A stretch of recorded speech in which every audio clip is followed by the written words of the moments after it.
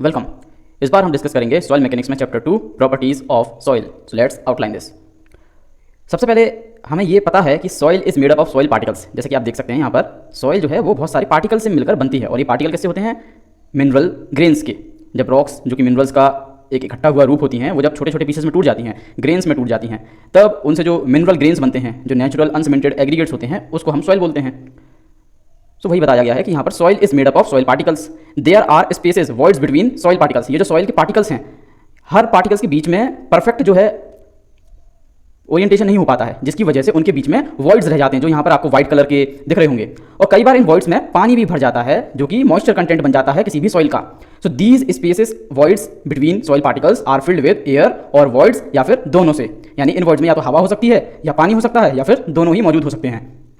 Assembly of soil particles that are in contact called soil matrix या फिर soil skeleton.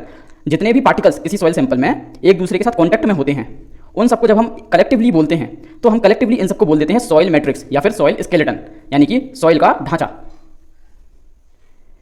Eight a large structure of soil matrix soil skeleton can be understand by components that are present in soil matrix. यानी कि अगर हम soil matrix का structure समझना चाहें तो हम उसके कंपोनेंट्स की मदद से समझ सकते हैं। सॉइल मैट्रिक्स में कंपोनेंट्स कौन कौन से होते हैं? सॉइल ग्रेन्स, इसके अलावा वाटर जो कि पोर्स में भरा हुआ होता है, एंड एयर जो कि वॉइड्स में भरी हुई होती है। तो सॉइल मैट्रिक्स तीन चीज़ों से मिलकर बनता है: सॉइल ग्रेन, वॉइड्स में भरी एयर और वॉइड्स में भरा पानी। When we represent soil matrix into its components, जब हम soil matrix को उसके components में represent कर रहे होते हैं diagrammatically, यानी डायग्राम की मदद से जब हम soil matrix में जो भी elements मौजूद हैं, soil grains, air and water, इनको जब हम अलग अलग करके सेपरेटली डिपिक्ट कर रहे होते हैं चित्र के माध्यम से डायग्रामेटिकली, तब जो डायग्राम बनकर आता है उसे कहते हैं हम फेज डायग्राम। फेज डायग्राम यानी ये जो सॉइल मैट्रिक्स है, इसमें आपने देखा सॉइल ग्रेन भी है, वॉइड है, वॉइड में हवा भी है और कुछ वॉइड्स में पानी भी है। तो ये सॉइल मैट्रिक्स किससे मिलकर बनी है? सॉइल ग्रेन, एयर और वाटर। अब एक डायग्राम हम बनाते हैं जिसमें हम इन तीनों चीजों को उनके प्रोपोर्शन के हिसाब से अलग अलग करके दिखाते हैं कि इतना हिस्सा सॉइल ग्रेन, इतना हिस्सा वाटर और इतना हिस्सा एयर। तो इस तरह का जो डायग्राम निकल कर आता है, यानी डायग्रामेटिकली हम सॉइल मैट्रिक्स के कंपोनेंट्स को सेपरेटली डिपिक्ट करके दिखा रहे हैं। इस तरह के डायग्राम को हम बोलते हैं phase diagram. So phase diagram. Soil mass in journal is a 3 phase system. यानी हम जानते हैं कि जनरली जो सॉइल सिस्टम होता है, जो मैट्रिक्स है, वो 3 फेज से मिलकर बनता है: soil grain, water and air. Composed of solid, liquid and gaseous phase. Solid यानी सॉइल ग्रेन्स, लिक्विड यानी वाटर और गैसियस फेज यानी एयर। तो 3 फेज से मिलकर सॉइल मैट्रिक्स बनता है। Different phases in soil mass can not be separated. अब ये किसी सॉइल मैट्रिक्स में जो ये 3 चीजें हैं, सॉइल ग्रेन्स, एयर और वाटर, इनको अगर मैं आपसे बोलूं कि आप अलग अलग करिए, एकदम सेपरेट करिए, तो हम नहीं कर सकते। पर थ्योरेटिकली समझने के माध्यम से हम इनको डायग्राम बनाते समय अलग अलग करके रिप्रेजेंट करते हैं इनके प्रोपोर्शन के हिसाब से, बाय वॉल्यूम या फिर बाय वेट। तो उस समय जो डायग्राम निकलकर आता है उसे हम कहते हैं फेज डायग्राम, जो कि कुछ इस तरह का दिखता है कि इतना हिस्सा सॉलिड हो गया, इतना हिस्सा वाटर है सॉइल मैट्रिक्स में और इतना हिस्सा एयर है। For better understanding, we draw a soil mass system diagrammatically such that depicting all 3 phases separately. हम तीनों phases को separately दिखाते हैं। Such a kind of diagram depiction of soil mass is called phase diagram या फिर block diagram। और इस तरह का जो डायग्राम निकल कर आता है उसे हम कहते हैं phase diagram या फिर block diagram। Till the point soil is partially saturated। अब पार्शली सैचुरेटेड का मतलब क्या होता है? ये आपका सॉइल मैट्रिक्स था, यहाँ पर मान लीजिए बहुत सारे पोर्स हैं जो आपको दिख रहे हैं। अभी सिर्फ कुछ पोर्स में आपको ब्लू कलर दिख रहा है, यानी सिर्फ कुछ एक पोर्स हैं जहाँ पर अभी वाटर फिल्ड है, पूरे के पूरे पोर्स में पानी नहीं भरा है सॉइल मैट्रिक्स में। तो इस कंडीशन को हम कहेंगे पार्शियली सैचुरेटेड। सैचुरेटेड का मतलब पानी का भरा होना, पानी का मौजूद होना। तो यहाँ इस डायग्राम में अभी जितने भी वॉइड्स हैं वो सबके सब पानी से फिल्ड नहीं हुए हैं, कुछ में पानी है और कुछ में एयर है अभी। तो इस समय हम इस सॉइल मैट्रिक्स को बोलेंगे पार्शियली सैचुरेटेड। फिर एक फेज आएगा जहाँ पर सभी जो वॉइड्स हैं वो पानी से फिल हो जाएंगे। उस स्टेज पर जाकर हम इस सॉइल मैट्रिक्स को बोलेंगे फुल्ली सैचुरेटेड। एंड अगर हम अवन ड्राई कर देते हैं इस सॉइल मैट्रिक्स को, इस सॉइल सैंपल को, तो ये जो पानी मौजूद है ये भी निकल जाएगा। तब जो स्टेट आएगी उसको हम कहेंगे ड्राई सैचुरेटेड। तो इस तरह से 3 हमें कंडीशन देखने को मिलती है: dry saturated, partially saturated and fully saturated. So till the point soil is partially saturated. So उस पॉइंट तक जब तक सॉइल पार्शियली सैचुरेटेड है, यानी डिग्री ऑफ सैचुरेशन। अब डिग्री ऑफ सैचुरेशन क्या है कि हमारा जो सॉइल मैट्रिक्स है इसमें वॉइड्स हैं। अब इन वॉइड्स में कितने प्रतिशत वॉइड्स जो हैं वो पानी से फिल हो चुके हैं, टोटल जितने वॉइड्स हैं उसमें से कितने प्रतिशत वॉइड्स पानी से फिल हो चुके हैं, उस प्रतिशत को हम कहते हैं, जब हम न्यूमेरिकली रिप्रेजेंट करते हैं तो हम बोलते हैं डिग्री ऑफ सैचुरेशन, जिसे दिखाया जाता है कैपिटल एस से। सो उस पॉइंट तक जब तक हमारा जो सॉइल सैंपल है वो पार्शियली सैचुरेटेड है, यानी कि डिग्री ऑफ सैचुरेशन 0 यानी ड्राई सैचुरेटेड स्टेट एंड 1 यानी फुली सैचुरेटेड स्टेट के बीच में है, यानी पार्शियली सैचुरेटेड है, जब तक the 3 phase system exist in soil मास। उस पॉइंट तक, यानी जब तक हमारी सॉइल जो है वो पार्शियली सैचुरेटेड है, उस पॉइंट तक हमारा जो सॉइल मैट्रिक्स है वो 3 फेज सिस्टम में एग्जिस्ट करेगा। यानी उस सॉइल मैट्रिक्स में सॉलिड भी होंगे, वाटर भी होंगी, एयर भी होगी। After soil gets fully saturated, फिर एक पॉइंट आएगा जब सभी वॉइड्स जो है वो पानी से भर जाएंगे, उस समय हम क्या बोलेंगे कि हमारा सॉइल सैंपल फुली सैचुरेटेड हो गया है। So after soil gets fully saturated यानी डिग्री ऑफ सैचुरेशन 1, यानी कि पूरे के पूरे वॉइड्स जो हैं वो पानी से भर चुके हैं। सो S = 1 यानी डिग्री ऑफ सैचुरेशन 1 यानी कि फुली सैचुरेटेड। सो आफ्टर जब हमारा सॉइल सैंपल फुली सैचुरेटेड हो जाएगा तब गैस फेज जो है वो गायब हो जाएगा, यानी कि अभी जिन जिन वॉइड्स में हवा भरी हुई है, व्हाइट कलर के दिख रहे हैं आपको, एक लिमिट पर आकर ये सभी पानी से भर जाएंगे, यानी कि हवा इन वॉइड्स में से निकल जाएगी और इनकी जगह पानी आ जाएगा। उस स्टेज पर हम कह देंगे हमारा सॉइल सैंपल फुली सैचुरेटेड हो गया है। तो उस समय हमारा जो ब्लॉक डायग्राम बनेगा, जो फेज डायग्राम बनेगा, उसमें सिर्फ हम सॉलिड दिखाएंगे और वाटर दिखाएंगे, क्योंकि एयर जितने वॉइड्स में थी उसको तो पानी ने रिप्लेस कर दिया है। तो हमारा जो ब्लॉक डायग्राम है वो 2 फेज सिस्टम बचेगा। 2 फेज कौन कौन से होंगे? Solid and water. तो यही बताया गया है, after soil gets fully saturated, degree of saturation 1, gas phase replaced by water, only 2 phase system solid and water will exist in soil mass. Oven dry soils यानी ऐसी सॉइल सैंपल, ये हमने naturally ली, इसको हमने अवन ड्राई में करने को भेज दिया। इसमें से अब क्या होगा, जितना पानी मौजूद होगा वो भी निकल जाएगा, उड़ जाएगा, इवापोरेट हो जाएगा। तो in oven dry soils liquid phase 0 हो जाता है, यानी सभी वॉइड्स में पानी जो मौजूद होता है थोड़ा बहुत वो इवापोरेट हो जाता है और उसकी जगह कौन आ जाती है? एयर। तो अवन ड्राई जो सॉइल सैंपल्स होते हैं उनमें लिक्विड फेज हमें देखने को नहीं मिलता है, डिग्री ऑफ सैचुरेशन 0 होती है। Hence oven dry soil samples में भी 2 फेज सिस्टम हमें देखने को मिलता है, पर वहां 2 फेज कौन कौन से होते हैं? Solid and air. Important terminologies यानी कि कुछ खास ऐसे शब्द हैं जो आपको सॉइल मैकेनिक्स में काम आएंगे और आपको समझने होंगे। जैसे कि पहला है वाटर कंटेंट, जिसे स्मॉल w से रिप्रेजेंट करते हैं। So water content it is the moisture that is present in a soil mass with respect to its solid grains, यानी किसी सॉइल मास में, ये जो सॉइल मास आपको दिख रहा है, इस सॉइल मास में कितना मॉइस्चर मौजूद है with respect to solid grains, यानी इस सॉइल मास में देखिए सॉलिड ग्रेन्स भी हैं और वाटर भी है, मॉइस्चर है।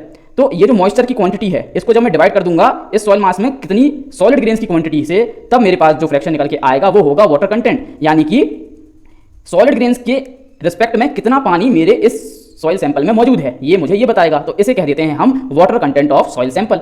न्यूमेरिकली स्मॉल w बराबर होता है weight of water divide by weight of solid. Weight of solid यानी हमारे सॉइल सैंपल में कितने सॉलिड ग्रेन्स हैं, और वेट ऑफ वाटर यानी हमारे सॉइल सैंपल में कितना मॉइस्चर अवेलेबल है इस वक्त। इन दोनों का रेशो क्या कहलाता है? Water content. वाटर कंटेंट को हम परसेंट के फॉर्म में हमेशा रिप्रेजेंट करते हैं, जैसे 24%, 60%, तो इस तरह से हम वाटर कंटेंट को रिप्रेजेंट करते हैं। Water content of a soil don't have any upper limit, it can also be greater than 100%, यानी कि मैक्सिमम कितना हम सोच सकते हैं कि सभी वॉइड्स जो हैं वो पानी से भर जाएंगे, वहां पर जाकर वाटर कंटेंट फुल हो जाएगा। पर ऐसा नहीं है, सॉइल जो है वो और पानी सोखती जाती है और फिर अपना स्टेट ही चेंज कर लेती है और फिर लिक्विड स्टेट में चली जाती है और फिर बहने लगती है पानी की तरह। तो वाटर कंटेंट जो है ये 100% से ज्यादा भी हो सकता है सॉइल सैंपल में। Fine grain soils have more moisture than coarse grain soil, यानी कि ऐसी सॉइल सैंपल जिसमें फाइन पार्टिकल्स हैं, जैसे कि क्ले हो गया या सिल्ट हो गई, पतले दाने वाली जो मिट्टी हैं उनमें मॉइस्चर कंटेंट ज्यादा मिलता है, क्योंकि उनके पार्टिकल्स बहुत छोटे छोटे होते हैं, यानी कि सरफेस एरिया ज्यादा होता है मुकाबले ऐसी सॉइल्स के जिसमें बड़े पार्टिकल साइज वाले ग्रेन्स हैं। बड़े पार्टिकल साइज होने की वजह से सरफेस एरिया कम हो जाता है ओवरऑल, और फाइन ग्रेन्स वाली सॉइल में सरफेस एरिया ज्यादा हो जाता है पार्टिकल्स का, तो पानी ज्यादा एब्जॉर्ब हो पाता है। हेंस फाइन ग्रेन सॉइल्स में ज्यादा मॉइस्चर कंटेंट देखने को मिलता है नेचुरली मुकाबले कोर्स ग्रेन सॉइल्स के। Water in soil mass exist in 4 forms generally, किसी भी सॉइल सैंपल में जो पानी मौजूद है, जो मॉइस्चर है, वो हमें 4 फॉर्म्स में मिलता है। पहला है ग्रेविटी वाटर, दूसरा कैपिलरी वाटर, तीसरा हाइग्रोस्कोपिक वाटर एंड चौथा स्ट्रक्चरल वाटर। अब ग्रेविटी वाटर क्या है? कोई सॉइल सैंपल मान लीजिए रखा हुआ है, अब due to the effect of gravity, इसकी वजह से जो पानी फ्लो होकर सॉइल मास में आ गया और इसके पोर्स में भर गया, ऐसे मॉइस्चर को हम बोलेंगे ग्रेविटी वाटर। जो ग्रेविटी के इफेक्ट की वजह से हमारे सॉइल सैंपल में आया और वॉइड्स में भर गया, ऐसे पानी को हम बोलेंगे ग्रेविटी वाटर। कैपिलरी वाटर क्या है? नीचे एक वाटर सैचुरेटेड स्ट्रेटा है, ऊपर मान लीजिए एक सॉइल है, सॉइल लेयर है। अब यहां पर क्या होगा, नीचे पानी भरा हुआ है, ऊपर सॉइल है हमारी, तो कुछ एक वॉइड्स क्या होते हैं, एक लाइन में मौजूद होते हैं, और इनमें क्या होता है, जो थिकनेस है, इस जो डायमीटर है इस वॉइड्स के चैनल का, सारे वॉइड्स क्या है, एक लाइन में हो गए। तो कुछ एक बार क्या होता है, वॉइड्स जब लाइन में होते हैं तो एक ट्यूब जैसा स्ट्रक्चर बना लेते हैं, फाइन ट्यूब जैसा। और हम जानते हैं कि फाइन ट्यूब को अगर किसी फ्लूइड रिच मीडियम में डालेंगे तो एक कैपिलरी राइज नाम का फिनोमिनन होता है, यानी पानी ऊपर चढ़ने लगता है। तो सेम सॉइल में भी होता है, जब ये सारे वॉइड्स एक लाइन में जो मौजूद हैं, ये फाइन ट्यूब लाइक स्ट्रक्चर बना देते हैं, तो पानी जो है वो नीचे से ऊपर चढ़ के सॉइल मीडियम में आने लगता है। तो इस तरह से जो पानी हमारे सॉइल मीडियम में आ जाता है उसे हम कहते हैं कैपिलरी वाटर, यानी कैपिलरी एक्शन की मदद से जो पानी हमारे सॉइल सिस्टम में आया है। इसके बाद है हाइग्रोस्कोपिक वाटर। हाइग्रोस्कोपिक वाटर क्या होता है, हमने सॉइल सैंपल लिया, उसको ओवन ड्राई करने के लिए भेजा, रिजल्ट में हमें क्या मिला, एक पूरे की पूरी ड्राइड ओवन ड्राइड सॉइल, यानी कि एक ऐसी सॉइल जिसमें बिल्कुल भी अभी मॉइस्चर मौजूद नहीं है। अब इस सॉइल को अगर मैं ओपन एटमॉस्फेयर में रख दूंगा जहां हवा में नमी है, मॉइस्चर है, तो ये सॉइल हवा में से कुछ अमाउंट ऑफ मॉइस्चर को अपने अंदर एब्जॉर्ब कर लेगी। तो इस तरह से जो पानी हमारे सॉइल में आएगा उसे कहेंगे हम हाइग्रोस्कोपिक वाटर। इसके बाद है स्ट्रक्चरल वाटर। अब हम जानते हैं कि सॉइल ग्रेन्स जो है वो असल में क्या है, मिनरल्स हैं, मिनरल्स यानी कि केमिकल्स हैं। अब केमिकल्स जब रिएक्ट करते हैं तो वो हाइड्रेटेड फॉर्म भी बनाते हैं अपना, यानी कि कोई मिनरल है उसने रिएक्शन करा पानी के साथ, तो वो अपने सरफेस के आसपास पानी के छोटे छोटे मॉलिक्यूल्स को चिपका के रखता है, केमिकल बॉन्ड्स की मदद से। तो इस तरह से जो पानी मौजूद होता है हमारे सॉइल सिस्टम में उसे कहते हैं हम स्ट्रक्चरल वाटर। और ये जो वाटर होता है इसे हम ओवन ड्राई प्रोसेस या नॉर्मल जितनी भी प्रोसेस हैं उन सबसे अलग नहीं कर सकते, मिट्टी में से निकाल नहीं सकते स्ट्रक्चरल वाटर को, क्योंकि ये मिट्टी के जो ग्रेन्स हैं, जो मिनरल्स हैं, उनके साथ केमिकली बॉन्डेड है। ये बहुत ज़्यादा टाइट बॉन्डिंग है इनके और मिनरल ग्रेन्स के बीच में, इसलिए इनको हम कभी भी निकाल नहीं सकते सिंपलर प्रोसेसेस से। सो हम कौन कौन से पानी को मिट्टी में से निकाल सकते हैं? By simpler processes, gravity water को निकाल सकते हैं, कैपिलरी वाटर को निकाल सकते हैं, हाइग्रोस्कोपिक वाटर को निकाल सकते हैं, पर स्ट्रक्चरल वाटर को हम सॉइल सिस्टम में से नहीं निकाल सकते इजीली। इसके बाद when soil placed in oven, जैसे कि ओवन में हमने सॉइल सैंपल को रखा तो ग्रेविटी वाटर उसमें से इवापोरेट हो जाएगा, कैपिलरी वाटर इवापोरेट हो जाएगा, हाइग्रोस्कोपिक वाटर भी इवापोरेट हो जाएगा, परंतु क्या बचेगा इनमें? स्ट्रक्चरल वाटर, क्योंकि हम इसको अलग नहीं कर सकते क्योंकि ये केमिकली बॉन्डेड है सॉइल ग्रेन्स से। Water contents that we can measure are gravity, और इसीलिए क्योंकि हम एवापोरेट भी कौन कौन से वाटर कंटेंट को करा सकते हैं? Gravity, capillary and hygroscopic. इसलिए हम जब कैलकुलेशन भी करते हैं वाटर कंटेंट निकालने के लिए तो हम कौन से 3 वाटर कंटेंट्स को कैलकुलेट कर रहे होते हैं? असल में ग्रेविटी, कैपिलरी एंड हाइग्रोस्कोपिक, इन 3 को हम कैलकुलेट कर रहे होते हैं जब हम फॉर्मूले की मदद से ओवन ड्राई प्रोसेस से वाटर कंटेंट निकालते हैं। स्ट्रक्चरल वाटर को हम कैलकुलेट नहीं कर सकते बाय सिंपल मेथड्स। इसके बाद डिग्री ऑफ सैचुरेशन। अब हमारे सॉइल सिस्टम में वॉइड्स भी मौजूद हैं। धीरे धीरे जैसे मॉइस्चर आएगा तो इन वॉइड्स में से कुछ वॉइड्स जो हैं वो पानी के साथ फिल्ड हो जाएंगे, और पानी डालेंगे तो और वॉइड्स जो हैं वो पानी से फिल हो जाएंगे। उसके बाद और मॉइस्चर देंगे तो पूरे के पूरे जो वॉइड्स हैं वो पानी से फिल हो जाएंगे। अब ये जो हैं ये 4 अलग अलग स्टेजेस आपको दिख रही हैं। ये मान लीजिए ये पहली स्टेज है, यानी कि ओवन ड्राइड सॉइल सैंपल, जहां पर बिल्कुल भी मॉइस्चर मौजूद नहीं है हमारे सॉइल सैंपल में। इसके बाद हमने मॉइस्चर देना चालू किया हमारे सॉइल सैंपल को, तो थोड़े बहुत वॉइड्स जो हैं ये पानी से फिल हो गए, पर अभी भी कुछ व्हाइट कलर के एयर के साथ बचे हुए हैं। इसके बाद हमने और मॉइस्चर दिया तो हमारे और जो वॉइड्स हैं जो अभी तक एयर से फिल्ड थे वो पानी से फिल हो जाएंगे। इसके बाद हमने और मॉइस्चर दिया तो एक स्टेज आएगी जब पूरे के पूरे वॉइड्स जो हैं हमारे सॉइल सिस्टम में वो फिल हो जाएंगे बाय वाटर, और इस स्टेज को हम क्या कहते हैं? इस स्टेज को कहते हैं हम फुल्ली सैचुरेटेड स्टेट। और यहां से यहां तक की जो स्टेज है, यहां से यहां तक की स्टेज, यानी जब तक हमारे सॉइल सिस्टम में वॉइड्स में एयर भी मौजूद है और वाटर भी मौजूद है कुछ क्वांटिटी में, यानी दोनों मौजूद हैं, इस स्टेज को हम क्या कहते हैं? Partially saturated. पार्शियली सैचुरेटेड का मतलब पार्शियली यानी आधा आधा, यानी कि कुछ कुछ।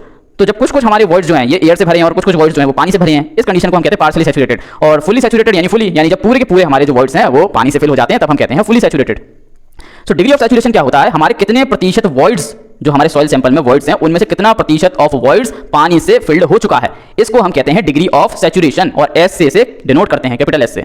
सो it is volume of water present in soil sample, यानी कितना वॉल्यूम ऑफ वाटर मौजूद है हमारे सॉइल सैंपल में with respect to volume of the voids, यानी कि हमारे वॉइड्स जितने हैं सॉइल सैंपल में, वॉल्यूम ऑफ वॉइड्स, ऊपर न्यूमरेटर में क्या रखेंगे? वॉल्यूम ऑफ वाटर, यानी करंट स्टेट में, प्रेजेंट स्टेट में हमारे जो सॉइल सैंपल है उसमें वॉल्यूम ऑफ वाटर कितना है, और इसको डिवाइड मार देंगे वॉल्यूम ऑफ वॉइड्स, यानी हमारे सॉइल सैंपल में टोटल वॉइड्स कितने हैं। तो जो रेशो निकल कर आएगा उसे हम कहेंगे डिग्री ऑफ सैचुरेशन, और डिग्री ऑफ सैचुरेशन की जो वैल्यू है ये कम से कम 0 हो सकती है और मैक्सिमम 1 हो सकती है। Represented in percentage form, degree of saturation को भी हम परसेंटेज फॉर्म में दिखाते हैं, यानी कितने प्रतिशत वॉइड्स जो हैं ये पानी से फिल हो चुके हैं। नेचुरली यानी प्राकृतिक तौर पर जो ज्यादातर सॉइल्स हैं वो पार्शियली सैचुरेटेड स्टेट में मिलती हैं, और उनका डिग्री ऑफ सैचुरेशन जो है ये 0 और 100 के बीच लाई करता है। Till the point soil is partially saturated, यानी उस पॉइंट तक जब तक सॉइल जो है ये पार्शियली सैचुरेटेड है, यानी इस स्टेज की बात कर रहे हैं। Total volume of soil and volume of voids remain constant during variation of moisture, यानी जब तक हमारी सॉइल जो है ये पार्शियली सैचुरेटेड है तब तक total volume of the soil sample will remain constant, यानी कि हमारा जो वॉल्यूम है, मान लीजिए ये वॉल्यूम हमारा कितना था 1:1 का, 1 सेंटीमीटर टू 1 सेंटीमीटर, तो जब तक हमारी सॉइल सैंपल जो है ये पार्शियली सैचुरेटेड है यानी यहां तक, तब तक इसमें कोई भी वॉल्यूम में चेंज नहीं आएगा, ये 1 centimetre to 1 centimetre to 1 centimetre ही रहेगा पार्शियली सैचुरेटेड होने तक। पर जैसे ही फुल्ली सैचुरेटेड हो जाएगा उसके बाद अगर मॉइस्चर देंगे तो वॉल्यूम में चेंज देखने को मिलेगा। सो जब तक हमारा सॉइल सैंपल पार्शियली सैचुरेटेड है तब तक कोई भी वॉल्यूम में चेंज नहीं दिखेगा during variation of moisture. Further addition of water, fully saturated हो जाने के बाद अगर हम फर्दर मॉइस्चर देते हैं after a soil gets saturated makes soil sample super saturated, यानी सैचुरेटेड हो चुका है इसके बाद भी हम इसमें मॉइस्चर दे रहे हैं तो हम क्या बोलेंगे? हमारा सॉइल सैंपल क्या बन गया है अब? सुपर सैचुरेटेड से भी ऊपर, यानी सुपर। इन सच कंडीशन, और इस कंडीशन में total volume of soil sample and volume of voids increases. अब इस कंडीशन में क्या होता है? जब फुली सैचुरेटेड हो चुका है हमारा सॉइल सैंपल, यानी इतनी इसकी बाउंड्री थी, अब पानी भर चुका है, अब लेकिन हम और पानी दे रहे हैं तो ये पानी के बाहर की तरफ फोर्स लगाएगा, इस सॉइल की जो बाउंड्री थी, जो इसके एजेस थे, उसको ये पुश करेगा, क्योंकि ये अब स्टोर नहीं हो पा रहा है सॉइल मैट्रिक्स के अंदर, तो पानी बाहर निकलना चाहता है, तो वो एजेस पे ताकत लगाएगा तो एक लिमिट के बाद जो है इसकी एजेस जो है वो टूटेंगी, यानी लूज होंगी, और फिर ये जो वॉल्यूम है जो अभी तक कांस्टेंट था ये कांस्टेंट नहीं रहेगा और वॉल्यूम में चेंज देखने को मिलेगा, यानी पार्टिकल्स जो है ये दूर दूर मूव होंगे। अब दूर दूर मूव होंगे तो पहले जो इनके बीच वॉइड्स साइज था वो छोटा था, जैसे दूर दूर मूव होंगे तो वॉइड साइज भी बड़ा होगा और वॉल्यूम भी चेंज होगा। तो जब सैचुरेटेड होने के बाद भी हम हमारे सॉइल सैंपल में मॉइस्चर देते जाते हैं तो हमें टोटल वॉल्यूम में चेंज देखने को मिलता है सॉइल सैंपल के, और वॉल्यूम ऑफ वॉइड्स में भी चेंज देखने को मिलता है। So void ratio will change but degree of saturation will remain 100%। यानी कि हम तो मैक्सिमम सिर्फ 100% तक ही डिग्री ऑफ सैचुरेशन नाप सकते हैं, क्योंकि हम तो जो ये बाउंड्री थी हमारे सॉइल सैंपल की, इसके रिस्पेक्ट में देख रहे थे कि इस बाउंड्री के अंदर जो वॉइड्स हैं उनमें से कितने प्रतिशत पानी से भर चुके हैं, उसको हम डिग्री ऑफ सैचुरेशन कह रहे थे। पर सुपर सैचुरेटेड होने की हालत में ये एजेस तो बचती ही नहीं है, हमारा सॉइल सैंपल जो है ये बाहर की तरफ मूव होने लगता है, पार्टिकल्स एक दूसरे से दूर जाने लगते हैं। तो जब बाउंड्री ही नहीं बची तो हम सुपर सैचुरेटेड होने के बाद डिग्री ऑफ सैचुरेशन बता ही नहीं सकते। इसलिए हम मैक्सिमम कितना डिग्री ऑफ सैचुरेशन बता सकते हैं कंप्यूट करके, 100% तक, उसके आगे हम नहीं बता सकते। और उसके आगे अगर हमारा सॉइल सैंपल सुपर सैचुरेटेड होता भी है तो भी हम डिग्री ऑफ सैचुरेशन 100 ही बोलेंगे सुपर सैचुरेटेड होने की हालत में भी। इसके बाद वॉइड रेशो, वॉइड रेशो को हम स्मॉल ई से डिनोट करते हैं। अब वॉइड रेशो क्या होता है, हमारा ये जो सॉइल सैंपल था इसमें सॉइल ग्रेन्स थे। अब सॉइल ग्रेन्स एकदम क्लोजली पैक तो होते नहीं है नेचुरल स्टेट में, तो इनके बीच क्या होता है, ये वॉइड्स रह जाते हैं, छेद रह जाते हैं, होल्स रह जाते हैं। तो हमारे सॉइल सैंपल में कितना प्रतिशत एरिया जो है, कितना प्रतिशत वॉल्यूम वो इन छेदों ने, इन होल्स ने ऑक्यूपाई कर रखा है, उसे कहते हैं हम void ratio. It is the volume of voids in soil sample with respect to, किसके रिस्पेक्ट में, वॉल्यूम ऑफ सॉलिड ग्रेन्स। यानी डिनोमिनेटर में मैं रखूंगा वॉल्यूम ऑफ सॉलिड ग्रेन्स, यानी हमारे सॉइल ग्रेन्स कितने हैं वॉल्यूम में, ये जो वॉल्यूम है सॉइल सैंपल का, इसमें सॉलिड ग्रेन्स कितने हैं वो मैंने नीचे रखा, और ऊपर क्या रख दिया, वॉल्यूम ऑफ वॉइड्स, यानी जो होल्स हैं, जो छेद हैं, इनका वॉल्यूम कितना है, वॉल्यूम ऑफ वॉइड्स। तो ये जो रेशो निकल के आया इसे मैं कहूंगा वॉइड रेशो, स्मॉल ई।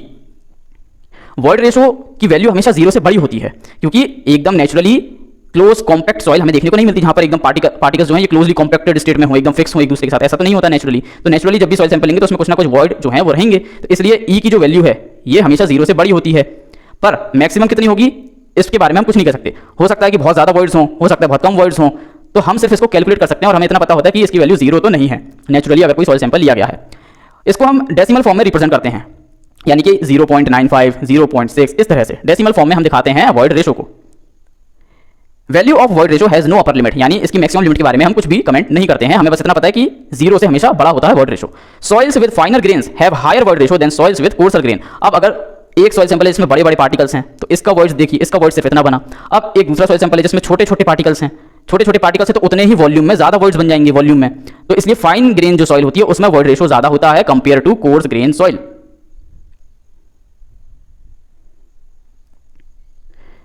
पोरोसिटी, पोरोसिटी क्या होता है, it is the volume of voids, यानी हमारे सॉइल सैंपल में वॉइड्स का वॉल्यूम कितना है with respect to total volume of soil. Void ratio में हम क्या कर रहे थे, volume of voids with respect to volume of solid grains, पर पोरोसिटी में हम क्या करते हैं, volume of voids with respect to total volume of soil. Total volume of soil में क्या क्या आ जाएगा, volume of solid grains, volume of water and volume of air, यानी तीनों फेज का वॉल्यूम, यानी टोटल हमारा जो सॉइल सिस्टम है उसका वॉल्यूम कितना है, उसके रिस्पेक्ट में जब हम वॉल्यूम ऑफ वॉइड्स को पता करते हैं तो जो निकल कर आता है रेशो उसे हम कहते हैं porosity.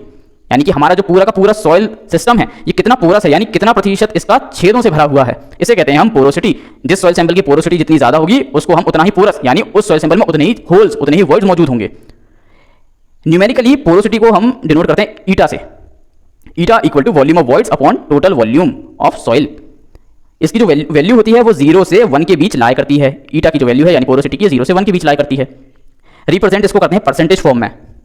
Value of porosity can not exceed 100%, यानी कि अगर वो कोई हमारा सॉइल सैंपल इतने वॉल्यूम का है, मान लीजिए 1 × 1 × 1, तो इसकी जो मैक्सिमम पोरोसिटी होगी वो भी तो मैक्सिमम यही होगी 1 × 1 × 1, यानी कि पूरा का पूरा जो हमारा वॉल्यूम है वही वॉइड हो गया, तो उस कंडीशन में पोरोसिटी कितनी हो जाएगी 1, इससे ज़्यादा तो नहीं हो सकती पोरोसिटी। सो इसलिए पोरोसिटी की जो वैल्यू है ये 0 से 1 के बीच लाया करती है और मैक्सिमम वैल्यू कितनी हो सकती है 100%। इसके बाद void ratio and porosity both give idea about volume of voids. हमने देखा कि वॉइड रेशो और पोरोसिटी दोनों ही हमें हमारे सॉइल सैंपल में छेद जो होल्स हैं वो कितने हैं ये आइडिया देते हैं, परंतु प्रैक्टिकल पर्पसेस के लिए वॉइड रेशो ज़्यादा प्रेफरेंस दिया जाता है वॉइड रेशो को। क्यों? क्योंकि वॉइड रेशो में हम किसके रिस्पेक्ट में वॉल्यूम ऑफ वॉइड्स को नाप रहे होते हैं, वॉल्यूम ऑफ सॉलिड के। पोरोसिटी में हम वॉल्यूम ऑफ वॉइड्स को किसके रिस्पेक्ट में नाप रहे होते हैं, टोटल वॉल्यूम के। अब टोटल वॉल्यूम में जो है मॉइस्चर भी इंक्लूड होता है और एयर भी इंक्लूड होती है, जबकि वॉल्यूम ऑफ सॉलिड में तो सिर्फ volume of solid grains include होते हैं। वॉल्यूम ऑफ सॉलिड ग्रेन्स जो हैं ये तो कांस्टेंट होगा, चाहे हम अवन ड्राई कर लें तो भी वॉल्यूम ऑफ सॉलिड उतना ही रहेगा, परंतु अगर हमने ड्राई अवन किया तो फिर वॉल्यूम ऑफ वाटर गायब हो जाएगा, वॉल्यूम ऑफ एयर मान लीजिए मॉइस्चर आ गया तो ये गायब हो जाएगा। तो इसलिए वॉल्यूम ऑफ टोटल सॉइल जो है ये फ्लक्चुएट हो सकती है और इसे कैलकुलेट करने में गलती भी हो सकती है, पर वॉल्यूम ऑफ सॉलिड तो कांस्टेंट रहता है हर कंडीशन में। तो इसलिए जब भी हमें हमारे सॉइल सिस्टम में छेद कितने हैं, पोर्स कितने हैं, होल्स कितने हैं, इसके बारे में आइडिया चाहिए होता है, तो हम यूज हालांकि दोनों को कर सकते हैं, वॉइड रेशो का भी पोरोसिटी का भी, पर प्रेफरेंस किसे दी जाती है, प्रेफरेंस दी जाती है वॉइड रेशो को, क्योंकि ये किसके रिस्पेक्ट में नापा जाता है, वॉल्यूम ऑफ सॉलिड, और वॉल्यूम ऑफ सॉलिड क्या होता है, कांस्टेंट, इसलिए वॉइड रेशो को ज्यादा प्रेफरेंस दी जाती है। इसके बाद एयर कंटेंट, एयर कंटेंट को हम डिनोट करते हैं ए और सबस्क्रिप्ट में सी, छोटा सी। सो एयर कंटेंट क्या होता है, it is the volume of air present in soil sample with respect to total volume of voids present in the soil sample. यानी कि टोटल वॉल्यूम ऑफ वॉइड्स कितना है हमारे सॉइल सैंपल में, डिनोमिनेटर में वो लिखा, न्यूमरेटर में हम क्या लिखेंगे, वॉल्यूम ऑफ एयर प्रेजेंट, यानी जो हमारे वॉइड्स थे हमारे सॉइल सैंपल में उसमें कितनी एयर मौजूद है, वॉल्यूम ऑफ एयर। तो volume of air divide by volume of voids, यानी कितने प्रतिशत वॉइड्स जो हैं वो एयर से भरे हुए हैं, इसका जो रेशो होता है उसे हम कहते हैं एयर कंटेंट। एयर कंटेंट को हम परसेंटेज फॉर्म में रिप्रेजेंट करते हैं, यानी कि 10%, 20%, 30%, इस तरह से। इसके बाद है परसेंटेज एयर वॉइड्स, जिसे हम डिनोट करते हैं NA से। अब ये क्या होता है, it is volume of air with respect to total volume of soil sample. Total volume में volume of solid, volume of water and volume of air तीनों आ जाएंगे। तो जब टोटल वॉल्यूम के रिस्पेक्ट में हम वॉल्यूम ऑफ एयर देखते हैं, यानी कि टोटल सॉइल सैंपल के वॉल्यूम में कितना प्रतिशत वॉल्यूम जो है वो एयर है, ये जब हम देखते हैं रेशो, तो इसको क्या नाम देते हैं हम, परसेंटेज एयर वॉइड्स। इसको भी हम परसेंटेज के फॉर्म से डिनोट करते हैं। इसके बाद यूनिट वेट्स क्या होते हैं, इनमें अलग अलग टाइप्स हैं। जैसे कि सबसे पहले बल्क यूनिट वेट। अब बल्क यूनिट वेट क्या होता है, इसको हम रिप्रेजेंट करते हैं गामा टी या फिर gamma B for bulk. Bulk का मतलब होता है नेचुरल स्टेट में सॉइल जिस तरह है उसी तरह उसमें सारे कैलकुलेशन किए जाएं अगर, तो उस कंडीशन को कहते हैं हम बल्क। यानी बल्क में यानी इकट्ठा ले लिया किसी चीज को। तो जब सॉइल को हम इकट्ठा ले लेते हैं उसके नेचुरल स्टेट में, और तब हम उसका जो भी कैलकुलेशन करते हैं उसको कहते हैं बल्क। तो अगर हम उसका यूनिट वेट नाप रहे हैं बल्क स्टेट में, तो क्या कहेंगे, बल्क यूनिट वेट।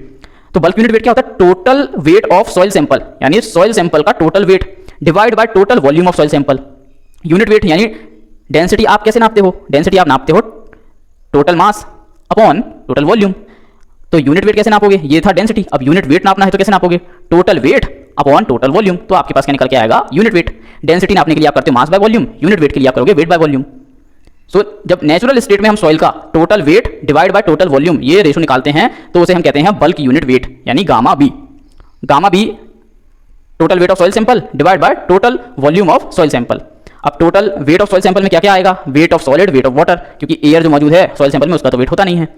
और डिनोमिनेटर में टोटल वॉल्यूम, तो टोटल वॉल्यूम में volume of solid, volume of water और एयर का भी वॉल्यूम होता है, तो वॉल्यूम ऑफ एयर, ये तीनों। तो जब इस चीज़ का रेशो करेंगे तो हमारे पास क्या निकल कर आएगा, बल्क यूनिट वेट। इसके बाद है बल्क डेंसिटी। अब बल्क डेंसिटी कैसे निकालते हैं, bulk density is same as density. Density क्या होता है, मास बाय वॉल्यूम। तो जब हम सॉइल को नेचुरल स्टेट में उसके लाकर कैलकुलेट कर रहे हैं उसकी डेंसिटी, तो हम क्या देते हैं, बल्क डेंसिटी। ये भी क्या होता है, total mass of soil sample divide by total volume of soil sample. Total mass of soil sample में क्या आ जाएगा, mass of solid, mass of water, mass of air तो होता नहीं है। फिर इसके बाद डिवाइड में कर देंगे टोटल वॉल्यूम में volume of solid, volume of water, volume of air. इसके बाद ड्राई यूनिट वेट। अब ड्राई यानी सूखा हुआ, यानी जब मिट्टी सूखी हुई है, सूखी कब होती है, जब हम उसको ओवन ड्राई कर देते हैं। सो ड्राई यूनिट वेट क्या होता है, total dry wait of soil sample, यानी सॉइल सैंपल हमने नेचुरली लिया, उसको ओवन ड्राई करने के लिए भेजा। ओवन ड्राई के बाद उसमें से सारा मॉइस्चर जो है वो एवापोरेट हो गया। अब उसमें कौन कौन सा वाटर एवापोरेट होगा बताइए आप, gravity water, hygroscopic water and capillary water, ये तीन वाटर एवापोरेट होंगे। बचेगा कौन, स्ट्रक्चरल वाटर, जिसको हम रिमूव नहीं कर सकते। तो ओवन ड्राई करने के बाद जो सॉइल सैंपल आया हमारे पास वो कैसा होगा, ड्राइड। तो उस सॉइल सैंपल का जब हम वेट करेंगे तो हम कहेंगे dry wait of soil sample. और जब इस ड्राई वेट को हम डिवाइड कर देंगे total volume of soil sample से, तब हमारे पास जो रेशो निकल कर आएगा उसे हम कह देंगे dry unit wait. Dry unit weight में वेट ऑफ सॉलिड बचेगा, क्योंकि पानी भी उड़ चुका होगा, एयर होगी मौजूद, पर एयर का वेट होता नहीं है। तो ऊपर वेट किसका आएगा, खाली वेट ऑफ सॉलिड्स का। और नीचे total volume of soil sample में कौन कौन बचेगा, वॉल्यूम ऑफ सॉलिड्स और volume of air. Volume of water तो एवापोरेट हो चुका। तो इस चीज़ का जब रेशो करते हैं हम, तो हमारे पास जो रेशो निकल कर आता है उसे हम कहते हैं ड्राई यूनिट वेट, यानी कि गामा सबस्क्रिप्ट में D, dry unit wait. Dry unit wait हमें ये बताता है कि कौन सी सॉइल कितनी डेंस है, यानी अगर ड्राई यूनिट वेट ज़्यादा है किसी सॉइल का, तो उसकी डेंसनेस जो है, यानी जो उसका घनत्व है, जो घनापन है मिट्टी का, वो भी ज़्यादा होगा, यानी कि वो ज़्यादा भारी होगी वेट में नेचुरली। इसके बाद ड्राई डेंसिटी। अब ड्राई डेंसिटी क्या होता है, सेम मास बाय वॉल्यूम, पर मास कौन सा, ड्राई मास, यानी ओवन ड्राई करने के बाद, और volume total volume of soil. तो ड्राई मास में कौन आएगा, मास ऑफ सॉलिड, और टोटल वॉल्यूम में कौन कौन आ जाएगा, वॉल्यूम ऑफ सॉलिड और वॉल्यूम ऑफ एयर। तो इसका जब रेशो निकालेंगे तो जो निकल कर आएगा उसे हम कहेंगे ड्राई डेंसिटी। अब जो बल्क यूनिट वेट है, इसकी जो यूनिट होती है वो क्या होती है, किलो न्यूटन पर मीटर क्यूब। वहीं पर जो बल्क डेंसिटी होती है, बल्क डेंसिटी की यूनिट क्या होती है, केजी पर मीटर क्यूब। यूनिट वेट की यूनिट क्या होती है, किलो न्यूटन पर मीटर क्यूब। सो ये आप याद रखिएगा। इसके बाद saturated unit weight. Saturated unit weight क्या है, हमने ड्राई ओवन कर लिया हमारे सॉइल सैंपल को, पर नेचर में जब हम जाते हैं तो ड्राई ओवन सॉइल तो नहीं मिलती। नेचुरल स्टेट में हमें कैसी सॉइल मिलती है, पार्शली सैचुरेटेड, यानी कुछ कुछ वॉइड्स उसके पानी से भरे होते हैं, कुछ कुछ वॉइड्स उसके हवा से भरे होते हैं, तो पार्शली सैचुरेटेड। अब इसमें जब हम और मॉइस्चर देते हैं तो एक लिमिट आती है, जब सारे वर्ड्स पानी से फिल हो जाते हैं, उस लेवल पर हम क्या कहते हैं कि हमारा सॉइल सैंपल क्या हो गया, सैचुरेटेड। तो उस स्टेट पर जब हमारा सॉइल सैंपल सैचुरेटेड हो चुका है, उस स्टेट पर जब हम यूनिट वेट को कैलकुलेट करेंगे तो हम उसे बोल देंगे सैचुरेटेड यूनिट वेट, यानी गामा सेट। सेट का मतलब, सेट स्टार्टिंग के 3 लेटर लेती है सैचुरेट के, तो gamma sat, gamma saturated. Gamma saturated क्या होता है, total saturated wait of soil, यानी जब हमारा सॉइल सैंपल सैचुरेटेड हो चुका है उस समय उसका टोटल वेट कितना है, डिवाइड कर देंगे total volume of soil. Total volume of soil में कौन कौन आएगा, सैचुरेटेड है, यानी कि पूरे पूरे वॉइड्स जो हैं ये पानी से भर चुके हैं, खाली सॉलिड का वॉल्यूम और वाटर का वॉल्यूम आएगा, एयर तो एक्सपेल आउट हो चुकी है, पानी भर चुका है एयर की जगह। तो गामा सैचुरेटेड क्या होता है, weight of saturated soil upon total volume of saturated soil. इसका जो रेशो होगा उसे हम कहेंगे गामा सैचुरेटेड। इसके बाद सैचुरेटेड डेंसिटी क्या होती है, total mass of saturated soil upon total volume of saturated soil. तो जो रेशो निकल कर आएगा उसे हम कहेंगे सैचुरेटेड डेंसिटी। सैचुरेटेड डेंसिटी में क्या होगा, mass of solid plus mass of water divide by volume of solid plus volume of water. इसके बाद सबमर्ज्ड यूनिट वेट, यानी कि जब हमारा सॉइल सैंपल जो है, जहां पर हमें स्टडी करनी है वो वाली सॉइल जब पानी के नीचे डूब चुकी है, पूरी तरह सबमर्ज्ड हो चुकी है। सबमर्ज्ड का मतलब होता है डूब जाना। तो जब हमारा जो सॉइल सैंपल है वो पानी के नीचे डूब चुका है पूरी तरह, उस कंडीशन में उसका यूनिट वेट जब हम नापेंगे तो उसको हम बोलेंगे सबमर्ज्ड यूनिट वेट। इसको दिखाते हैं गामा सब का मतलब सबमर्ज्ड, या फिर इसको दिखाते हैं हम गामा और डैश। तो इन दोनों तरीके से हम गामा डैश या फिर गामा सब लिखकर सबमर्ज्ड यूनिट वेट को दिखाते हैं। ये रेशो किसका होता है, weight of soil below water, यानी पानी के नीचे जो कंडीशन है उसमें वेट ऑफ सॉइल हमारा कितना है, divide by total volume of soil. इसका जो रेशो होगा वो हम कह देंगे सबमर्ज्ड यूनिट वेट। अब below water net wait of soil reduced, हमें पता है कि जब भी पानी के नीचे सॉइल या कोई भी चीज आती है तो उसका नेट वेट जो है वो कम हो जाता है नॉर्मल के मुकाबले, क्योंकि एक बोयंट फोर्स लगता है पानी की वजह से। तो बिलो वाटर गामा सबमर्ज्ड जो होता है, इसका आप रिलेशन याद रखिए, gamma submerged is equal to gamma saturated minus gamma W. Gamma W क्या है, यूनिट वेट ऑफ वाटर, और गामा सैचुरेटेड क्या है, सैचुरेटेड यूनिट वेट। तो जब सैचुरेटेड यूनिट वेट में से हम unit weight of water subtract कर देंगे तो हमारे पास क्या निकल कर आएगा, गामा सबमर्ज्ड। क्योंकि हम डायरेक्टली जाके पानी के नीचे तो नहीं नापेंगे, तो इसलिए हम फॉर्मूले की मदद से इसको इनडायरेक्टली नापते हैं। गामा सबमर्ज्ड को हम इनडायरेक्टली नापते हैं by the formula gamma saturated minus gamma W. अब गामा सैचुरेटेड को हम क्या लिख सकते हैं, W saturated wait of soil in saturated state upon total volume, और माइनस गामा डब्ल्यू यानी कि यूनिट वेट ऑफ वाटर को क्या लिखेंगे, wait of water upon weight of volume of water. इसको हम सॉल्व करेंगे तो हमारे पास आएगा weight of saturated soil minus weight of water divide by volume of soil. Gamma submerged को हम फाइनली क्या लिख देंगे, weight submerged weight of soil in submerged condition divide by volume of soil. Most of the soils में आप देखेंगे कि gamma submerged जो है ये लगभग बराबर होता है 1/2 यानी हाफ ऑफ गामा सैचुरेटेड। जो सैचुरेटेड स्टेट में यूनिट वेट होता है उसका आधा अगर आप कर देंगे तो आपको लगभग में वैल्यू मिलेगी गामा सबमर्ज्ड की, यानी पानी के नीचे जब वो सॉइल होगी उसकी। फिर इसी तरह आप जो सबमर्ज्ड डेंसिटी है उसको भी पता कर सकते हैं, rho submerged equal to rho saturated minus rho water. इसके बाद unit weight of water gamma W क्या होता है, weight of water divide by volume occupied by water. इसकी जो स्टैंडर्ड वैल्यू होती है यूनिट वेट ऑफ वाटर की वो कितनी होती है, 9.81 किलो न्यूटन पर मीटर क्यूब, या फिर ग्राम पर सेंटीमीटर क्यूब में पूछे तो 1, तो ये आपको याद रखनी पड़ेगी। इसके बाद स्पेसिफिक ग्रेविटी क्या होता है, स्पेसिफिक ग्रेविटी को हम दिखाते हैं कैपिटल जी से। इसका मतलब क्या होता है, ये रेशो होता है weight of given volume of solids, यानी मैंने अगर आपको वी वॉल्यूम के सॉलिड्स दिए और मैंने आपको वी वॉल्यूम का ही पानी दिया, अब इन दोनों के वेट का जब आप रेशो करोगे, यानी सेम वॉल्यूम है दोनों का पर वेट अलग अलग होगा, तो जब इनके वेट का आप रेशो करोगे तो जो रेशो निकल कर आएगा उसे आप कहोगे कैपिटल जी, यानी स्पेसिफिक ग्रेविटी किसकी, इसकी, यानी सॉलिड्स की। किसके रिस्पेक्ट में, स्टैंडर्ड फ्लूइड के रिस्पेक्ट में। यानी कि आप एक तरह से बोल सकते हो weight density of solids divide by weight density of water eight standard temperature of 4 degree centigrade. तो जो रेशो निकल कर आता है उसे हम कहते हैं स्पेसिफिक ग्रेविटी। इनऑर्गेनिक सॉइल्स के लिए जो स्पेसिफिक ग्रेविटी है वो आपको ज्यादातर मिलेगी 2.65 से लेकर 2.80 इस रेंज में, और ऑर्गेनिक सॉइल्स के लिए आपको स्पेसिफिक ग्रेविटी जो है ये आपको ज्यादातर मिलेगी 1.2 से लेकर 1.4 की रेंज में। इसके बाद apparent mass specific gravity, apparent specific gravity या फिर मास स्पेसिफिक ग्रेविटी, तो इसको हम डिनोट करते हैं जी और सबस्क्रिप्ट में एम से। ये क्या होता है, अपेरेंट स्पेसिफिक ग्रेविटी क्या होता है, रेशो होता है total weight of given volume of solid divide by weight of equivalent volume of water. जब इसको हम रेशो करेंगे तो हमारे पास निकल कर आएगा एक नंबर जिसको हम कह देंगे apparent mass specific gravity, apparent specific gravity या mass specific gravity. For saturated soils gamma bulk जो है वो कन्वर्ट हो जाता है गामा सैचुरेटेड में, है ना। जब सैचुरेटेड कंडीशन आती है तो गामा बल्क जो है वो किस में बदल जाता है, गामा सैचुरेटेड में। बल्क यानी नेचुरल स्टेट में क्या था, कुछ कुछ वर्ड्स में हवा थी, कुछ कुछ वर्ड्स में पानी था, फिर इसी में जब हम और पानी देते जाएंगे तो ये कन्वर्ट टाइम हो जाएगा गामा सैचुरेटेड में, यानी पूरे के पूरे वर्ड्स जो है ये पानी से भर जाएंगे। तो सैचुरेटेड सॉइल के लिए गामा बल्क जो है ये कन्वर्ट टाइम हो जाता है गामा सैचुरेटेड में, और ड्राई सॉइल के लिए जब हम मिट्टी को सुखाने लगते हैं तो उसके वर्ड्स में जो भी पानी था वो भी इवैपोरेट हो जाता है, तो गामा बल्क जो है वो काय में कन्वर्ट हो जाता है, गामा डी में, ड्राई यूनिट वेट में। अब एक रिलेशन है कि specific gravity at standard temperature room temperature 27 degree centigrade into unit weight of water at 27 degree centigrade will be equal to specific gravity at specified temperature T into unit weight of water at specified temperature T degree centigrade. यानी कि अगर आपको standard temperature पर specific gravity दी गई है solids की और पानी का यूनिट वेट दिया गया है, और आपसे किसी स्पेसिफिक अदर टेम्परेचर पर उसकी स्पेसिफिक ग्रेविटी पूछी गई है और यूनिट वेट दिया गया है, या फिर यूनिट वेट ऑफ वाटर पूछा गया और स्पेसिफिक ग्रेविटी दी गई है, तो आप इस रिलेशन का यूज करके क्वेश्चंस को सॉल्व कर सकते हैं। इसके बाद रिलेटिव डेंसिटी जिसे हम ID या फिर DR से डिनोट करते हैं। तो ये क्या होता है, इसे हम डिग्री ऑफ डेंसिटी भी कहते हैं या डेंसिटी इंडेक्स भी कहते हैं, रिलेटिव डेंसिटी को। It tells us, relative density हमें बताता है degree of packing of soil sample between its loosest and densest packing.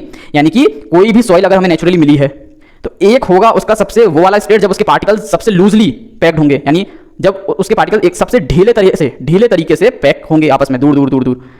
फिर उसके बाद स्टेट आएगी जो नेचुरली है, नेचर में जो है वो थोड़ा बहुत उस पर प्रेशर पड़ता है तो पार्टिकल्स उतने दूर दूर नहीं रहते, थोड़ी सी अच्छी पैकिंग हो जाती है, पास पास आ जाते हैं।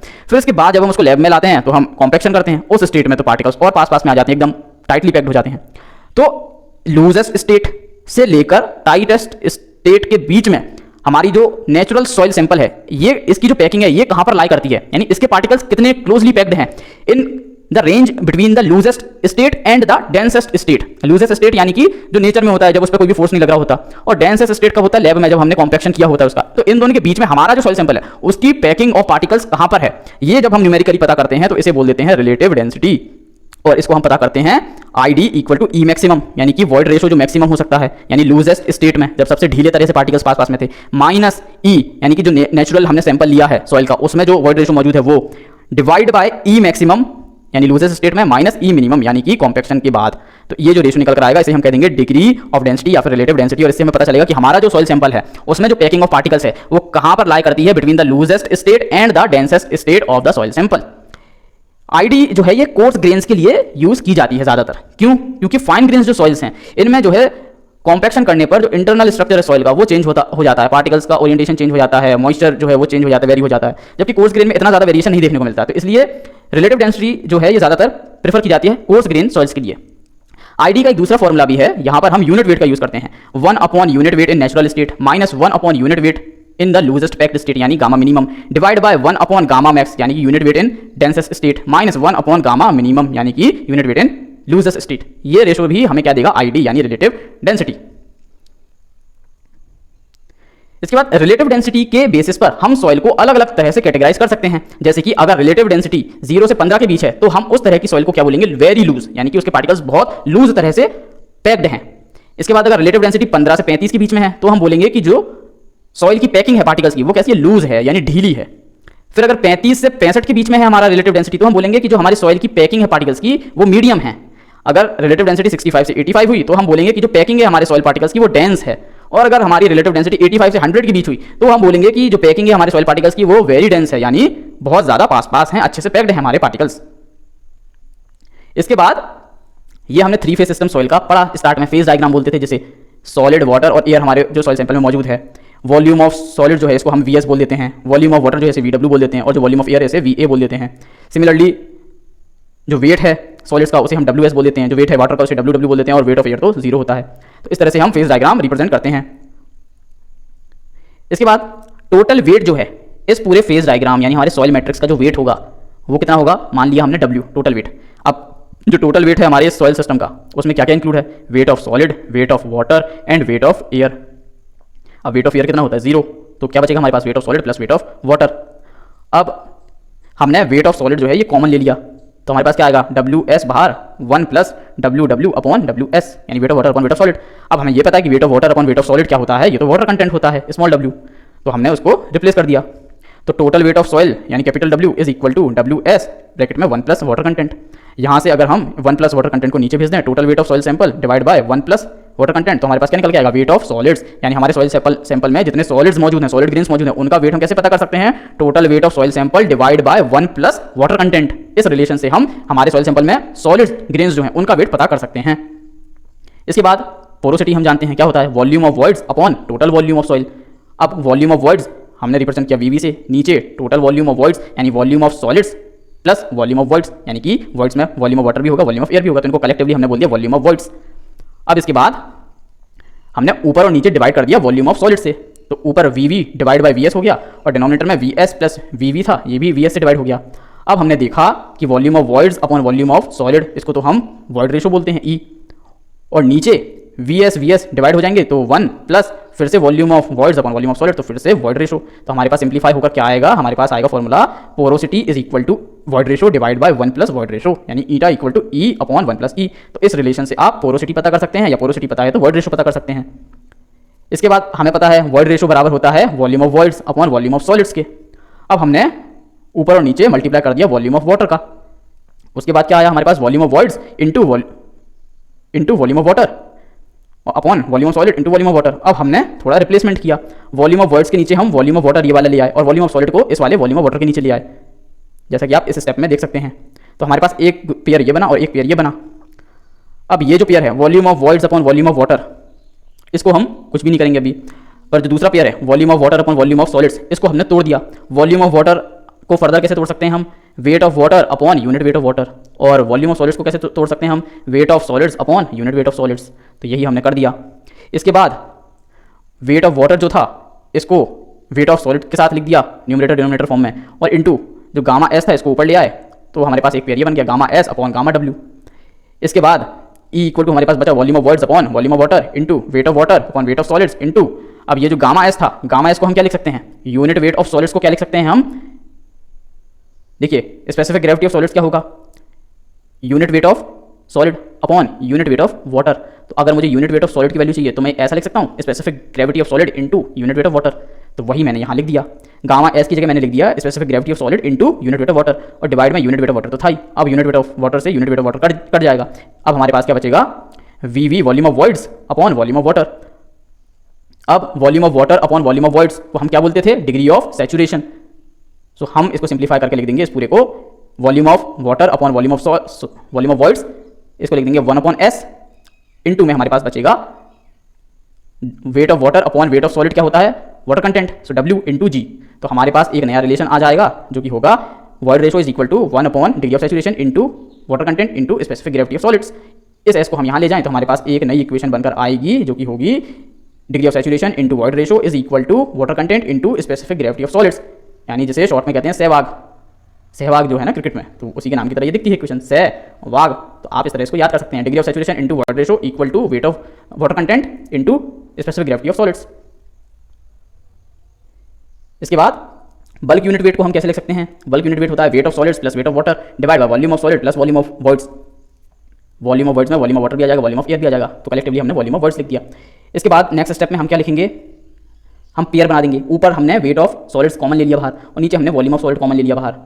अब हमारे पास दो पेयर बन गए, एक weight of solid upon volume of solid और दूसरा 1 plus weight of water upon weight of solid, denominator में 1 plus volume of voids upon volume of solids. अब weight of water upon weight of solids को हम क्या लिखते हैं, water content W, सो हमने यहाँ पर लिख दिया, और volume of voids upon volume of solids को हम क्या लिखते हैं, वॉइड रेशो E, सो हमने यहाँ पर लिख दिया। अब हमारे पास सिंप्लीफाई होकर क्या कंडीशन आ गई, हमारे पास आ गया, और weight of solid upon volume of solid क्या हो जाएगा, unit weight of solid gamma S, so हमने गामा एस भी लिख दिया। अब हमारे पास सिंप्लीफाई होकर आ जाएगी कंडीशन G इंटू, अब यूनिट वेट ऑफ सॉलिड्स को हम क्या लिख सकते हैं, specific gravity of solids into unit weight of water, ये लिख सकते हैं। तो हमने गामा एस की जगह यही लिख दिया, G into gamma W into 1 plus water content divide by 1 plus void ratio.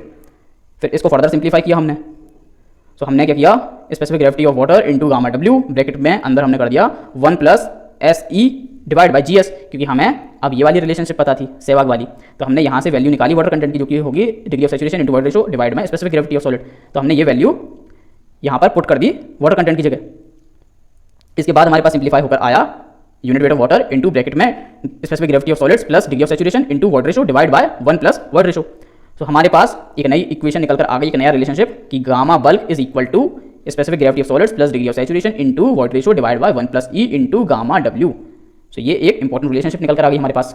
अब इस इक्वेशन में जब मैं S यानी डिग्री ऑफ सैचुरेशन 1 रख दूंगा, यानी हमारा जो सॉइल सैंपल है वो फुल्ली सैचुरेटेड हो गया है। तो फुल्ली सैचुरेटेड स्टेट में क्या होता है, जो बल्क यूनिट वेट होता है वो किस में चेंज हो जाता है, सैचुरेटेड यूनिट वेट में। तो हमारे पास एक नई इक्वेशन निकल कर आ जाएगी गामा सैचुरेट, जहाँ पर G प्लस S की जगह 1, सो E divide by 1 plus E into gamma W। ये सैचुरेटेड वेट की इक्वेशन आ गई, सैचुरेटेड यूनिट वेट की इक्वेशन आ गई हमारे पास। और इसी की तरह अगर हम डिग्री ऑफ सैचुरेशन की वैल्यू 0 रख दें, यानी कि ड्राई स्टेट में हमारे सॉइल सैंपल पहुंच गया, तो हम क्या बोलेंगे, ड्राई यूनिट वेट। तो ड्राई यूनिट वेट का एक फॉर्मूला निकल कर आ जाएगा हमारे पास, G प्लस S की जगह 0, सो कुछ नहीं बचेगा, डिनोमिनेटर में 1 plus E into gamma W। तो ये निकल कर आ गया हमारे पास ड्राई यूनिट वेट का एक नया फॉर्मूला। अब गामा सबमर्ज्ड हमें पता होता है gamma saturate minus gamma W होता है। तो यहाँ पर हमने गामा सैचुरेट की ये जो इक्वेशन आई हमारे पास, ये पुटअप की और माइनस कर दिया गामा W, तो हमारे पास गामा सबमर्ज्ड निकल कर आएगा। तो हमारे पास गामा सबमर्ज्ड का भी फॉर्मूला निकल कर आ गया, जो कि है specific gravity of solid minus 1 denominator में 1 plus void ratio into gamma W। तो हमारे पास एक न्यू रिलेशनशिप निकल कर आ गया गामा सबमर्ज्ड के लिए। इसके बाद हमें पता है कि gamma bulk is equal to weight of solid plus weight of water divide by volume of soil.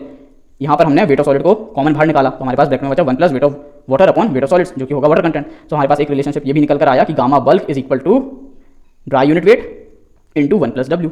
यहाँ से हम ड्राई यूनिट वेट के लिए रिलेशन निकाल सकते हैं कि dry unit weight is equal to gamma bulk यानी bulk unit weight divide by 1 plus W. तो यहाँ से एक और नया रिलेशनशिप हमारे पास निकल कर आ गया है। इसके बाद हमें पता है कि गामा बल्क यूनिट वेट जो है ये होता है weight of solid plus weight of water divide by volume of solid plus volume of voids. अब हमने ऊपर WS को कॉमन लिया, वेट ऑफ सॉलिड को बाहर निकाला और नीचे हमने वॉल्यूम ऑफ सॉलिड को बाहर निकाला, तो इन दोनों का एक पेयर बन गया WS अपॉन VS और ब्रैकेट के अंदर बचा हमारे पास 1 प्लस WW अपॉन WS और डिनोमिनेटर में बचा 1 प्लस VV यानी volume of voids upon volume of solids equal to, इसको सिंप्लीफाई करेंगे तो हमारे पास weight of solids upon volume of solid यानी कि यूनिट वेट ऑफ सॉलिड आ गया और मल्टीप्लाई में 1 plus water content divide by 1 plus E। इसके बाद हमें पता है कि बल्क यूनिट वेट क्या होता है, weight of solid plus weight of water divide by volume of soil. Then हमने वेट ऑफ सॉलिड बाहर निकाला कॉमन तो हमारे पास बचा 1 plus weight of water upon weight of solid divide by volume of soil. इसको हमने सिंप्लीफाई किया तो हमारे पास क्या आ गई कंडीशन, हमारे पास आ गया gamma bulk is equal to dry unit weight into 1 plus W water content. Now हमें पता है कि जो टोटल वॉल्यूम होता है वो क्या होता है, volume of solid plus volume of water plus volume of air. अब हमने इस पूरी इक्वेशन को दोनों तरफ कैपिटल V यानी वॉल्यूम ऑफ सॉइल से डिवाइड कर दिया, हमारे पास बचा 1 equal to volume of solid upon volume of soil plus volume of water upon volume of soil plus volume of air upon volume of soil. इसको जब हम सिंप्लीफाई करेंगे फर्दर तो हमारे पास बचेगा, अब ये जो volume of air upon volume of soil है इसको हम क्या बोलते थे, हम बोलते थे एयर कंटेंट Na है ना। तो इस Na को Na लिख दिया हमने सिंप्लीफाई करके और इस Na को ले गए इस तरफ यानी 1 माइनस Na हो गया। 1 माइनस Na हो जाने के बाद हमारे पास क्या बचा, volume of solid upon total volume of soil plus volume of water upon volume of soil. इसको फर्दर हमने सिंप्लीफाई किया, वॉल्यूम ऑफ सॉलिड को कैसे लिख सकते हैं हम, wait of solid upon unit weight of solid और वॉल्यूम ऑफ वाटर को कैसे लिख सकते हैं हम, wait of water upon unit weight of water. तो वही हमने लिख दिया सिंप्लीफाई करने के लिए, हमारे पास ये कंडीशन निकल कर आई। इसको जब हम सिंप्लीफाई करेंगे तो हमारे पास बचेगा वेट ऑफ सॉलिड अपॉन, अब यूनिट वेट ऑफ सॉलिड को कैसे लिख सकता हूँ मैं, specific gravity of solid into gamma W। तो वही मैंने लिख दिया सिंप्लीफाई करके, यहाँ सिंप्लीफाई करके वो लिख दिया, डिवाइड में है volume of solid plus water content into wait of solid upon gamma W।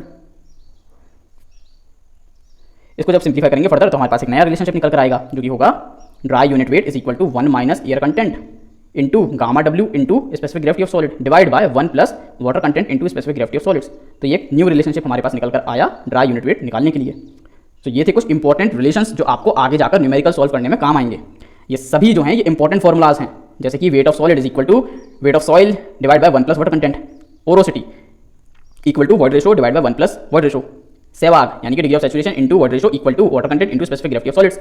इसके बाद गामा बल्क यानी कि G plus S into E divide में 1 plus E into gamma W, ये होता है बल्क यूनिट वेट। इसके बाद gamma saturated unit weight, S की जगह 1 रख देंगे तो G plus E divide by 1 plus E into gamma W, तो सैचुरेटेड यूनिट वेट आ जाएगा। इसके बाद ड्राई यूनिट वेट, जब S की जगह 0 रख देंगे यानी G into gamma W upon 1 plus E, तो हमारे पास आ जाएगा ड्राई यूनिट वेट। इसके बाद गामा सबमर्ज्ड यानी सबमर्ज्ड यूनिट वेट, तो G minus 1 divide by 1 plus E into gamma W, तो हमारे पास निकल कर आ जाएगा सबमर्ज्ड यूनिट वेट। इसके बाद ड्राई यूनिट वेट का एक और रिलेशन है 1 minus air content into specific gravity of solid into gamma W divide by 1 plus water content into specific gravity of solid.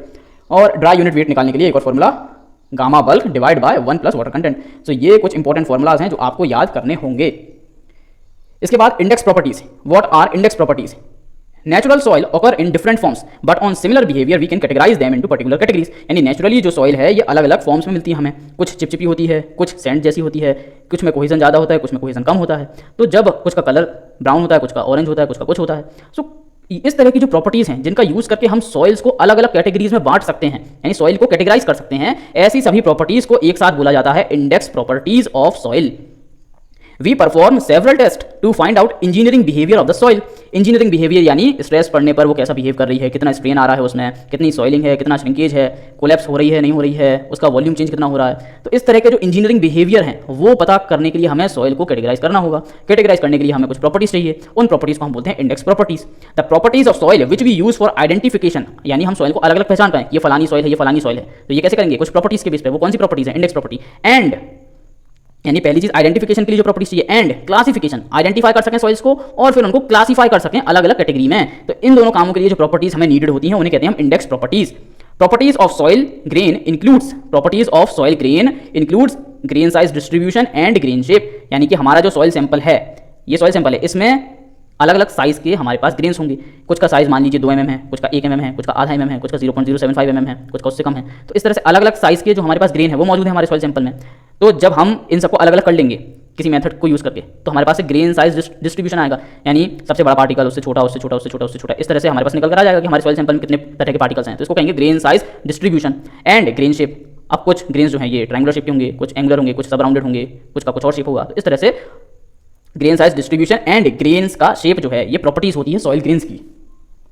Properties of soil aggregate includes unconfined compressive strength, जिसे बोलते हैं QU, consistency and Atterberg limits, sensitivity, thixotropy and soil activity, relative density. So ये सब properties होती हैं soil aggregate की। यानी कि दो तरह से हम इंडेक्स प्रॉपर्टीज को बता सकते हैं। एक इंडेक्स प्रॉपर्टीज वो होती हैं जो पर्टिकुलर किसी सॉइल ग्रेन की होती हैं, यानी सॉइल ग्रेन की, किसी आइसोलेटेड सॉइल सैंपल की हम जो प्रॉपर्टीज बता सकते हैं उसके ग्रेन के बेसिस पे, वो होती हैं एक। और दूसरी होती है एक सॉइल एग्रीगेट की, यानी जब बहुत सारे सॉइल्स के पार्टिकल आपस में जुड़े हुए होते हैं, सॉइल मैट्रिक्स या सॉइल स्केलेटन, यानी बहुत बड़ा जब हम सैंपल ले लेते हैं, उसकी जो प्रॉपर्टीज होती हैं वो होती हैं unconfined compressive strength, consistency, Atterberg limits, sensitivity, thixotropy, soil activity और रिलेटिव डेंसिटी। और जब हम सिर्फ कुछ एक पार्टिकल्स लेते हैं सॉइल के, जैसे हमने इलेक्ट्रॉन माइक्रोस्कोप में मान लीजिए 3 पार्टिकल्स देखे सॉइल के, तो इस बेस पर हम कौन कौन सी प्रॉपर्टीज को बता सकते हैं सॉइल के बारे में, उसका ग्रेन साइज डिस्ट्रीब्यूशन और ग्रेन शेप। तो इंडेक्स प्रॉपर्टी दो टाइप से हम बता सकते हैं, एक है index properties of the soil grains और दूसरी है index properties of soil aggregate. Soil aggregate का मतलब जब बहुत सारे पार्टिकल्स जुड़े हुए हैं आपस में, यानी कि सॉइल मैट्रिक्स या सॉइल स्केलेटन, और दूसरा इंडिविजुअल सॉइल पार्टिकल्स की जो प्रॉपर्टीज होती हैं वो। इंडेक्स प्रॉपर्टी को हम दो तरह से बता सकते हैं। इसके बाद पहली जो इंडेक्स प्रॉपर्टी है वो है grain size distribution. Grain size distribution is the process in which we separate different size of particles that are present in a soil mass. यानी किसी सॉइल मास में बहुत तरह के पार्टिकल्स होते हैं साइज में, बड़े, कुछ छोटे, कुछ मीडियम, कुछ उससे छोटे। पर जब हम किसी मेथड का यूज करके इन सभी को उनके साइज के अकॉर्डिंग अलग अलग सेपरेट कर देते हैं, उस कंडीशन को हम कहते हैं grain size distribution process. To separate different sized particles in coarse grained soils we use sieve analysis. यानी कोर्स ग्रेन्ड सॉइल जो होती हैं, मोटे दानेदार वाली जो मिट्टी होती हैं, उनमें हम अलग अलग साइज के पार्टिकल्स को अलग करने के लिए क्या यूज करते हैं, हम सीव एनालिसिस, यानी छन्नियों से छानते हैं। अलग अलग छन्नी होती है हमारे पास लैब्स में, जिनमें जो ओपनिंग होती हैं वो अलग अलग साइज की होती हैं। तो जब हम मिट्टी को इनमें से छानते हैं तो अलग अलग साइज के पार्टिकल अलग अलग छन्नियों पर रुक जाते हैं। तो इस तरह से हम अलग अलग साइज के पार्टिकल्स को अलग अलग कर सकते हैं हमारे सॉइल सैंपल से। तो कोर्स ग्रेन सॉइल में हम ग्रेन साइज डिस्ट्रीब्यूशन पता करने के लिए क्या यूज करते हैं, सीव एनालिसिस। वहीं पर सेम प्रोसेस अगर हमें फाइन ग्रेन्ड सॉइल्स के लिए करनी पड़ेगी तो हम कौन सा मेथड यूज करेंगे, सेडिमेंटेशन मेथड। यानी कि एक जार होगा, उसमें मिट्टी को डाल देंगे, सेडिमेंट होने देंगे, डूबने देंगे पार्टिकल्स को, और फिर कुछ उस पर स्टडीज करेंगे। तो इस तरह से हम अलग अलग साइज के पार्टिकल्स को पता लगा सकते हैं। तो कोर्स ग्रेन सॉइल के लिए हम क्या यूज करेंगे, सीव एनालिसिस। फाइन ग्रेन जो सॉइल्स है उनके लिए क्या यूज करेंगे हम, सेडिमेंटेशन मेथड। सेडिमेंटेशन मेथड्स में दो हैं, hydrometer and pipette method. In most of the soil samples, both kind of grains, coarse grain as well as fine grains are present. Hence, most of the time we have to do combined analysis. ज़्यादातर जो sample हमें मिलते हैं field पर, उसमें course grains भी होते हैं, यानी बड़े दानेदार पार्टिकल्स भी होते हैं, और फाइन ग्रेन्स भी होते हैं, छोटे दानेदार पार्टिकल्स भी होते हैं। तो इसलिए हम ऐसा तो नहीं है कि कोई एक ही तरह का एनालिसिस कर लें, सीव एनालिसिस कर लें, सेडिमेंटेशन। इसलिए ज़्यादातर केसेस में हमें दोनों तरह के एनालिसिस करके देखने पड़ते हैं, ताकि प्रॉपर्ली पता चल सके कि कौन कौन से साइज के पार्टिकल्स हमारे सैंपल में मौजूद हैं। While doing combined analysis of soil sample, the fraction of soil retained over 4.75 mm sieve, यानी 4.75 mm सीव के ऊपर आकर या इसके ऊपर जितने भी सॉइल पार्टिकल्स रुक जाते हैं, उनको हम क्या नाम दे देते हैं, उनको हम नाम दे देते हैं कोर्स ग्रेन। और उनके लिए हम क्या यूज करते हैं, coarse sieve analysis. Course sieve analysis पर जो ऐसा फ्रैक्शन है सॉइल का जो कि 4.75 mm की सीव के पार आ गया है और 0.075 mm की सीव पर रुक गया है, यानी 4.75 mm की सीव के पार आ गया है और 0.075 mm की सीव के ऊपर है, इस रेंज में जो भी सॉइल पार्टिकल्स रुक जाते हैं उनको हम कहते हैं फाइन ग्रेन्स। और उनके लिए हम यूज करते हैं फाइन सीव एनालिसिस। अब इसके बाद भी कुछ ऐसे पार्टिकल्स होते हैं जो 0.075 mm की सीव को भी पास कर जाते हैं और सीधा जाके फिर एक नीचे पेन होता है, कलेक्टिंग पेन, उसमें रुकते हैं। तो इन दोनों के बीच जो पार्टिकल्स होते हैं इस रेंज में, उनके लिए हम क्या यूज करते हैं, सेडिमेंटेशन मेथड, क्योंकि इन पार्टिकल्स का जो साइज है वो बहुत ही छोटा होता है सीव एनालिसिस के लिए, इसलिए हम इनके लिए यूज करते हैं सेडिमेंटेशन मेथड। तो 4.75 mm सीव के ऊपर जो रुक गए उनके लिए कोर्स सीव एनालिसिस, 4.75 mm से लेकर 0.075 mm की सीव के बीच में जो रुके हैं उनके लिए फाइन सीव एनालिसिस, और 0.075 mm की सीव के पार भी जो पार्टिकल्स आ गए हैं उनके लिए हम यूज करेंगे sedimentation methods. Coarse sieve analysis. The fraction of soil sample retained on and over 4.75 mm sieve is called gravel fraction and this is subjected for coarse sieve analysis. यानी 4.75 mm की छन्नी पर या इसके ऊपर की छन्नियों पर जितने भी सॉइल पार्टिकल्स रुक गए हैं उनको हम क्या कहते हैं, ग्रेवल। और इन सभी पार्टिकल्स के लिए हम कौन सा एनालिसिस यूज करते हैं, coarse sieve analysis. Sieves are represented by their number और by size of their openings. अब ये जो आपको सीव्स दिख रही हैं पीछे, ये असल में क्या होती है, छन्नियां होती हैं। अब इन छन्नियों में क्या होता है, दो तरह के वायर्स या बार्स लगे होते हैं। अब ये देखिए, ये एक ओपनिंग बन गई है, तो ये ओपनिंग क्या है, हर सीव की अलग अलग होती है। जैसे इसकी ओपनिंग मान लीजिए 60 mm है, तो अगर कोई सॉइल पार्टिकल जिसका साइज 80 mm का है वो आके अटक जाएगा, और या फिर 80 से ज़्यादा वाले जो होंगे वो अटक जाएंगे, तो इस छन्नी पर 80 mm या उससे ज़्यादा के पार्टिकल्स अटक जाएंगे और इससे छोटे जो होंगे वो नीचे चले जाएंगे। फिर इसके नीचे वाली छन्नी की ओपनिंग जो है वो और छोटी होगी, तो उस पर और छोटे पार्टिकल जो हैं वो अटक जाएंगे, फिर उसके नीचे वाली की ओपनिंग और छोटी होगी। तो इस तरह से हम एक के ऊपर एक कई छन्नियां लगा देते हैं, कई सीव्स लगा देते हैं, और नीचे आते हुए हर सीव का जो ओपनिंग साइज है वो कम कम कम कम होता जाता है, और नीचे वाली का कितना होता है 4.75 mm। फिर सबसे ऊपर वाली सीव में हम हमारा जो सॉइल सैंपल है वो फिल करते हैं, फिर करीबन 2 से 2.5 मिनट तक या 4 मिनट तक इसको शेक किया जाता है पूरे स्टैक को। ये जो एक के ऊपर एक सीव लगा दी है हमने, इसको बोलते हैं स्टैक। तो इस पूरे स्टैक को 3 से 4 मिनट तक हम शेक करते हैं प्रॉपर्ली। इसके बाद हर सीव को अलग अलग कर लेते हैं। अब हर सीव पर कुछ ना कुछ अमाउंट ऑफ सॉइल रिटेन हुआ होगा, रुका होगा, तो उसको हम वेट कर लेते हैं। तो इस तरह हमें पता चल जाता है कि कौन कौन से साइज के पार्टिकल्स हमारे सॉइल में मौजूद थे। सीव नंबर रिप्रेजेंट, अब हर सीव को हम आइडेंटिफाई 2 तरह से कर सकते हैं, या तो उसका सीव नंबर होता है या फिर उसकी ये जो ओपनिंग थी इसकी मदद से हम उसको रिप्रेजेंट कर सकते हैं। तो सीव नंबर क्या होता है? Sieve number represents number of square openings within 1 inch, यानी 1 इंच के लेंथ पर इस सीव में जो ओपनिंग है इसका साइज जो है ये कितने ओपनिंग्स 1 इंच के लेंथ में आ पा रहे हैं, वो कहलाता है सीव नंबर। और दूसरा मेथड क्या है कि जो ओपनिंग है सीधा वही बोल दो कि मुझे 60 mm ओपनिंग वाली सीव दे दो, या फिर आप इसको दूसरे तरह से बोल सकते हैं कि 1 इंच में कितने 60 mm के ओपनिंग्स आएंगे, तो जो निकल कर आएगा वो होगा सीव नंबर। तो आप बोल सकते हो कि मुझे फलाना सीव नंबर दे दो। तो इस तरह से आप किसी पर्टिकुलर सीव को इंडिकेट कर सकते हो। The sieves that are used for coarse sieve analysis, जो कोर्स सीव एनालिसिस में सीव्स यूज होती हैं वो होती हैं 80 mm की सीव, 20 mm की सीव, 10 mm की सीव एंड 4.75 mm की sieve. All the sieves are stacked one over the other and the soil sample is put into the top most sieve. Sieve assembly is now shaken for 10 minutes, यानी stack बनाया, एक के ऊपर एक लगाए, सबसे ऊपर वाली में हमने सॉइल सैंपल डाला, इसके बाद 10 मिनट तक हमें हमारे इस स्टैक को प्रॉपर्ली शेक करना है। इसके बाद हर सीव पर कुछ ना कुछ मटेरियल रिटेन होगा, तो उस रिटेन्ड मटेरियल का वेट कर लेना है। All the sieves are stacked one over the other and the soil sample is put into the topmost sieve. Sieve assembly is now shaken for 10 minutes and the material retained on all the sieves is weighed. Percentage of the weight retained on sieve with respect to the total weight of soil sample taken initially is found for all the sieves individually and termed as percentage weight retained for that sieve. यानी कि किसी भी सीव पर जो x amount of material retain हुआ है उसको हम डिवाइड करते हैं इनिशियली जो हमने वेट लिया था सॉइल सैंपल का, और इसको परसेंटेज में निकालते हैं, तो जो निकल कर आता है हमारे पास उसे हम कहते हैं percentage weight retained. Percentage weight retained किसका? इस पर्टिकुलर सीव का। इसी तरह से हम हर सीव के लिए परसेंटेज वेट रिटेन्ड कैलकुलेट कर लेते हैं। Percentage weight retained up to a sieve with respect to total weight of soil taken initially termed as cumulative percentage retained, यानी कि सबसे ऊपर वाली सीव का एक परसेंटेज वेट रिटेन होगा, उसके नीचे वाली का होगा, उसके नीचे वाली का होगा। मान लीजिए इस सीव पर हम कैलकुलेट कर रहे हैं क्युमुलेटिव परसेंटेज रिटेन, तो इसका मान लीजिए जो वेट रिटेन था वो था W1, इसका वेट रिटेन था W2, इसका वेट रिटेन था W3। तो जब मैं इस वाली सीव के लिए cumulative percentage weight retained calculate करूंगा तो मैं क्या करूंगा W1 plus W2 plus W3। जब इस वाली सीव के लिए मैं कैलकुलेट करूंगा क्युमुलेटिव परसेंटेज रिटेन तो मैं क्या करूंगा W2 प्लस W1। और इस वाली सीव के लिए जब कैलकुलेट करूंगा तो इस पर कौन से सीव का मटेरियल रिटेन हुआ है, सिर्फ इसी का, तो इसका क्युमुलेटिव वेट रिटेन क्या हो जाएगा, सिर्फ W1। तो इस तरह से cumulative percentage weight retained calculate करेंगे हम। इसके बाद when cumulative percentage retained for a sieve is subtracted from 100, the result is termed as percentage finer, यानी कि 100 minus percentage cumulative for a sieve, यानी किसी सीव का cumulative परसेंट रिटेन जब 100 में से माइनस कर देंगे तो जो निकल कर आएगा उसे हम कहते हैं परसेंटेज फाइनर उस सीव का। तो इस तरह से परसेंटेज फाइनर कैलकुलेट किया जाता है। इसके बाद grain size distribution curve, it is a graph plotted between percentage फाइनर, एक एक्सिस पर होता है परसेंटेज फाइनर, दूसरी एक्सिस पर होता है सीव साइज पर लॉग पर। लॉग वैल्यू जो होती है सीव साइज की वो लिखते हैं हम एक्स एक्सिस पे और वाई पे लिखते हैं हम परसेंटेज फाइनर। और फिर हर सीव साइज पर कितना मटेरियल रिटेन हुआ है वो हम प्लॉट करते जाते हैं और फिर एक कर्व बनता है जो कि कॉमनली एस शेप का होता है, इसे हम कहते हैं grain size distribution curve. From this curve apart from distribution of particle size in soil sample we get 3 important data. Sieve size correspond to 60% finer termed as D60, sieve size correspond to 30% of finer is termed as D30 and sieve size correspond to 10% of finer is termed as D10। यानी कि percentage फाइनर 30 के corresponding जो सीव size है उसे हम कहेंगे D60, percentage 60 के correspond जो सीव साइज होगी उसे हम कहेंगे D60। मतलब जो भी परसेंटेज साइज के करस्पॉन्ड जो भी सीव साइज आएगा उसे हम कर देंगे D सबस्क्रिप्ट में। 60 के करस्पॉन्ड जो होगा उसे D60, 30 के करस्पॉन्ड जो होगा उसे D30 और 10 के करस्पॉन्ड जो होगा सीव साइज उसे D10। अब ये जो D60, D30, D10 है ये क्या है असल में? D10 को हम बोलते हैं इफेक्टिव साइज, यानी कि वो साइज जो कि न्यूमेरिकली हम यूज कर सकते हैं कैलकुलेशन के लिए। इसको ऐसे अज्यूम कर सकते हैं कि जो पार्टिकल साइज इफेक्टिवली सॉइल के रिएक्शंस में या प्रोसेसेस में इन्वॉल्व है वो इतने साइज का रहा होगा, तो इसलिए D10 को बोल देते हैं हम इफेक्टिव साइज। D50 को बोल देते हैं एवरेज साइज, यानी लगभग सभी पार्टिकल इतने साइज के तो होंगे ही, तो D50 को बोल देते हैं average size. After particle size distribution course soil is classified into 3 groups, poorly graded, gap graded and well graded. Poorly graded का मतलब क्या है?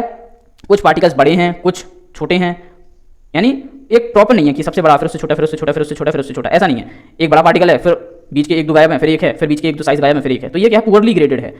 इसके बाद है गैप ग्रेडेड, यानी कि एक साइज है 100, फिर बीच के 4-5 गायब हैं, फिर सीधे 30 है, फिर बीच का गायब है, फिर सीधे 10 है, तो ये क्या है, ये गैप ग्रेडेड है, यानी गैप है बीच में, पार्टिकल के साइज में गैप है। इसके बाद है वेल ग्रेडेड, यानी 100 का भी है, 90 का भी है, 80 का भी है, 70 का भी है, या फिर 100 का है, 80 का है, फिर 60 का है, यानी एक प्रॉपर वे में सारे पार्टिकल्स मौजूद हैं एक सीरीज में, तब हम बोलते हैं well graded. To classify coarse soil into above 3 classes we use shape parameter. अब कोर्स ग्रेन जो सॉइल है इसको हमने 3 कैटेगरीज में तो बांट दिया ग्रेन साइज डिस्ट्रीब्यूशन कर्व से, poorly graded, gap graded, well graded, पर कैसे बांटा, तो इसके लिए हम 2 पैरामीटर्स को यूज करते हैं। वो पैरामीटर्स कौन कौन से होते हैं, coefficient of uniformity CU and दूसरा होता है कोफिशिएंट ऑफ कर्वेचर CC। अब CU की जो वैल्यू है ये होती है D60/D10 और CC की जो वैल्यू होती है कोफिशिएंट ऑफ कर्वेचर की वो होती है D30 का square divide by D60 into D10। तो इसका यूज करके हम ये 2 पैरामीटर पता कर सकते हैं और इन 2 पैरामीटर के बेसिस पर हम सॉइल को 3 ग्रुप्स में क्लासीफाई कर सकते हैं कोर्स सॉइल को।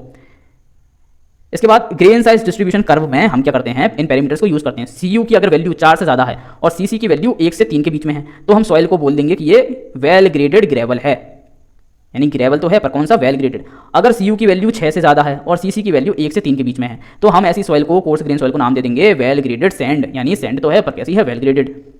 अब अगर CU की वैल्यू अप्रॉक्सीमेट 1 है तो ऐसी सॉइल को हम नाम दे देते हैं यूनिफॉर्मली या फिर poorly graded soil. Uniformly graded यानी एक ही साइज के पार्टिकल्स हैं, इसमें अलग अलग साइज के हैं ही नहीं, और पुअरली ग्रेडेड का भी मतलब यही है, या फिर ऐसा कह लीजिए कि ग्रेडिंग जो है वो प्रॉपर नहीं है। तो अगर CU की वैल्यू अप्रॉक्सीमेट 1 है तो हम कोर्स सॉइल को क्या बोल देंगे, यूनिफॉर्मली ग्रेडेड या पुअरली ग्रेडेड। इसके बाद बारी है फाइन सीव एनालिसिस की। ऐसा सॉइल फ्रैक्शन जो 4.75 mm सीव के नीचे आ गया था पर 0.075 mm की सीव के ऊपर था, तो इन दोनों के बीच का जो सॉइल फ्रैक्शन था उसके लिए हम क्या करते हैं, फाइन सीव एनालिसिस। अब इसमें जो सीव्स यूज होती हैं वो कौन कौन सी होती हैं, 2 mm की सीव, उसके नीचे 1 mm की सीव, फिर 600 माइक्रोन यानी 0.06 mm की सीव, फिर 425 माइक्रोन, फिर 150 माइक्रोन, फिर 75 माइक्रोन यानी 0.075 mm। सीविंग प्रोसीजर सेम होता है और बाकी की पूरी प्रोसेस सेम होती है जैसे अभी हमने ऊपर पढ़ी, बस इसमें सीव साइज जो है वो अलग यूज किए जाते हैं। इसके बाद बारी है सेडिमेंटेशन एनालिसिस की। ऐसे पार्टिकल जो कि 0.075 mm की सीव के भी नीचे आ गए थे, पास हो गए थे, ऐसे पार्टिकल्स के लिए हम यूज करते हैं sedimentation analysis. For the soil fraction which passes through 0.075 mm sieve, we use sedimentation analysis methods such as hydrometer and pipette method. Sedimentation analysis methods are based on Stokes law. अब Stokes law क्या कहता है? Stokes law कहता है कि अगर कोई spherical particle है और वो किसी इनफाइनाइट एक्सटेंट के यानी लेंथ के मीडियम में, फ्लूइड मीडियम में डूबता जाए नीचे चलता जाए तो उसे एक ड्रैग फोर्स महसूस होगा। वो ड्रैग फोर्स का कैलकुलेशन भी स्टोक्स ने करके दिया हमें। पर यहाँ पर हमें जो इंपॉर्टेंट है वो ये है कि जब ये पार्टिकल इनफाइनाइट एक्सटेंट के फ्लूइड मीडियम में नीचे जाता जाएगा तो एक लिमिट के बाद ये एक कॉन्स्टेंट वेलोसिटी को रीच कर जाएगा जिसे कहते हैं टर्मिनल वेलोसिटी, जिसको हम कैलकुलेट इस तरह से कर सकते हैं कि terminal velocity v is equal to unit weight of solid minus unit weight of liquid divide 18 mu, यानी कि dynamic viscosity into D square यानी डायामीटर ऑफ स्फेरिकल पार्टिकल का स्क्वायर। या फिर डेंसिटी के फॉर्म में अगर बोलें तो density of solid minus density of liquid divide by 18 mu यानी कि kinematic viscosity into diameter of spherical particle का स्क्वायर। इस तरह से हम टर्मिनल वेलोसिटी जो है वो पता कर सकते हैं स्फेरिकल पार्टिकल की। अब जो डायनेमिक विस्कोसिटी है इसकी यूनिट क्या होती है, न्यूटन सेकंड पर मीटर स्क्वायर। वहीं पर जो काइनेमेटिक विस्कोसिटी है न्यू, इसकी जो यूनिट है वो क्या होती है, मीटर स्क्वायर पर सेकंड। तो ये आप याद रखिएगा। इसके बाद स्टोक्स लॉ की कुछ लिमिटेशंस हैं। स्टोक्स लॉ अज्यूम करता है कि जो पार्टिकल है वो स्फेरिकल शेप का है, पर जब हम सॉइल से डील कर रहे होते हैं तब ऐसा बिल्कुल भी जरूरी नहीं है कि सभी पार्टिकल जो हैं वो स्फेरिकल शेप के होंगे। तो ये एक लिमिटेशन है। दूसरा है Stokes law assume falling medium is of infinite extent, यानी जिस मीडियम में स्फेरिकल पार्टिकल गिर रहा है नीचे वो बहुत ही लंबा है, लगभग इनफाइनाइट है। पर जब हम रियल में लैब में टेस्टिंग करते हैं तो वो इनफाइनाइट थोड़ी ना होता है, वो एक लिमिटेड लेंथ का जार होता है। तो ये एक लिमिटेशन है। तीसरा है Stokes law assume a single particle. Stokes law कहता है कि एक सिंगल स्फेरिकल पार्टिकल फॉल करता है तब वो एक टर्मिनल वेलोसिटी रीच करता है, ठीक है मान लिया। पर जब हम रियल में सॉइल से डील कर रहे होते हैं तब सॉइल में छोटे छोटे पार्टिकल्स होते हैं। इन छोटे छोटे पार्टिकल्स के सरफेस पर चार्ज भी होते हैं। जब ये फॉल कर रहे होते हैं आपस में तब ये अट्रैक्ट भी होते हैं और तब ये मिलकर फ्लॉक्स भी बना लेते हैं, यानी ग्रुप्स ऑफ पार्टिकल्स बना लेते हैं, जिसकी वजह से इनकी फॉलिंग स्पीड बढ़ सकती है, ड्रैग फोर्स बढ़ सकता है इन पर। तो स्टोक्स लॉ में इसके बारे में कुछ भी नहीं कहा गया, तो ये एक लिमिटेशन है। इसके बाद स्टोक्स लॉ जो है ये ऐसे स्फेरिकल पार्टिकल्स पर काम करता है जिनका साइज 0.2 mm से लेकर 0.0002 mm के बीच में है। अगर इससे ज़्यादा साइज का पार्टिकल हो जाएगा तो वो टर्बुलेंस पैदा करेगा और कैलकुलेशन सही नहीं हो पाएंगी, और अगर इससे कम साइज का पार्टिकल होगा तो वो ब्राउनियन मोशन में चला जाएगा और तब भी कैलकुलेशन एक्यूरेट नहीं हो पाएंगी। तो ये एक लिमिटेशन है। Sphere with a diameter larger than 0.2 mm during the fall creates turbulence, while the spheres with a diameter smaller than 0.0002 mm undergoes Brownian motion. Hence, velocity computation of such particles will not be accurate. तो ये कुछ limitations थे Stokes law के। अब आइए देखते हैं इस पर बेस्ड जो सेडिमेंटेशन एनालिसिस के मेथड्स हैं। So before going for sedimentation methods को करने से पहले जो सॉइल सैंपल है इस पर हमें दो तरह के ट्रीटमेंट करने होते हैं। एक होता है प्री ट्रीटमेंट और एक होता है पोस्ट ट्रीटमेंट। प्री ट्रीटमेंट में हम क्या करते हैं, सॉइल में जो भी ऑर्गेनिक मैटर मौजूद होता है उसे हमें हटाना है सॉइल से, तो हम ऑर्गेनिक मैटर को या फिर जो कैल्शियम के कंपाउंड्स मौजूद हैं सॉइल में उसको हटाने के लिए क्या करते हैं, ऑक्सीडाइजिंग एजेंट डालते हैं सॉइल में, जैसे कि हाइड्रोजन पर ऑक्साइड। तो ये जाकर क्या करता है, ऑर्गेनिक मैटर को ऑक्सीडाइज कर देता है, हटा देता है। वहीं पर जो कैल्शियम कंपाउंड्स हैं इनको हटाने के लिए हम एसिड्स का यूज़ करते हैं सॉइल में, जैसे कि हाइड्रोक्लोरिक एसिड। तो ये जाकर कैल्शियम के जो कंपाउंड्स होते हैं उनको हटा देता है सॉइल में से। फिर इसके बाद पोस्ट ट्रीटमेंट करने होते हैं हमें। पोस्ट ट्रीटमेंट क्या होता है कि जब हमने प्री ट्रीटमेंट कर दिया, इसके बाद सॉइल का जो सैंपल बना उसमें फ्लॉक्स पैदा ना हो जाएं।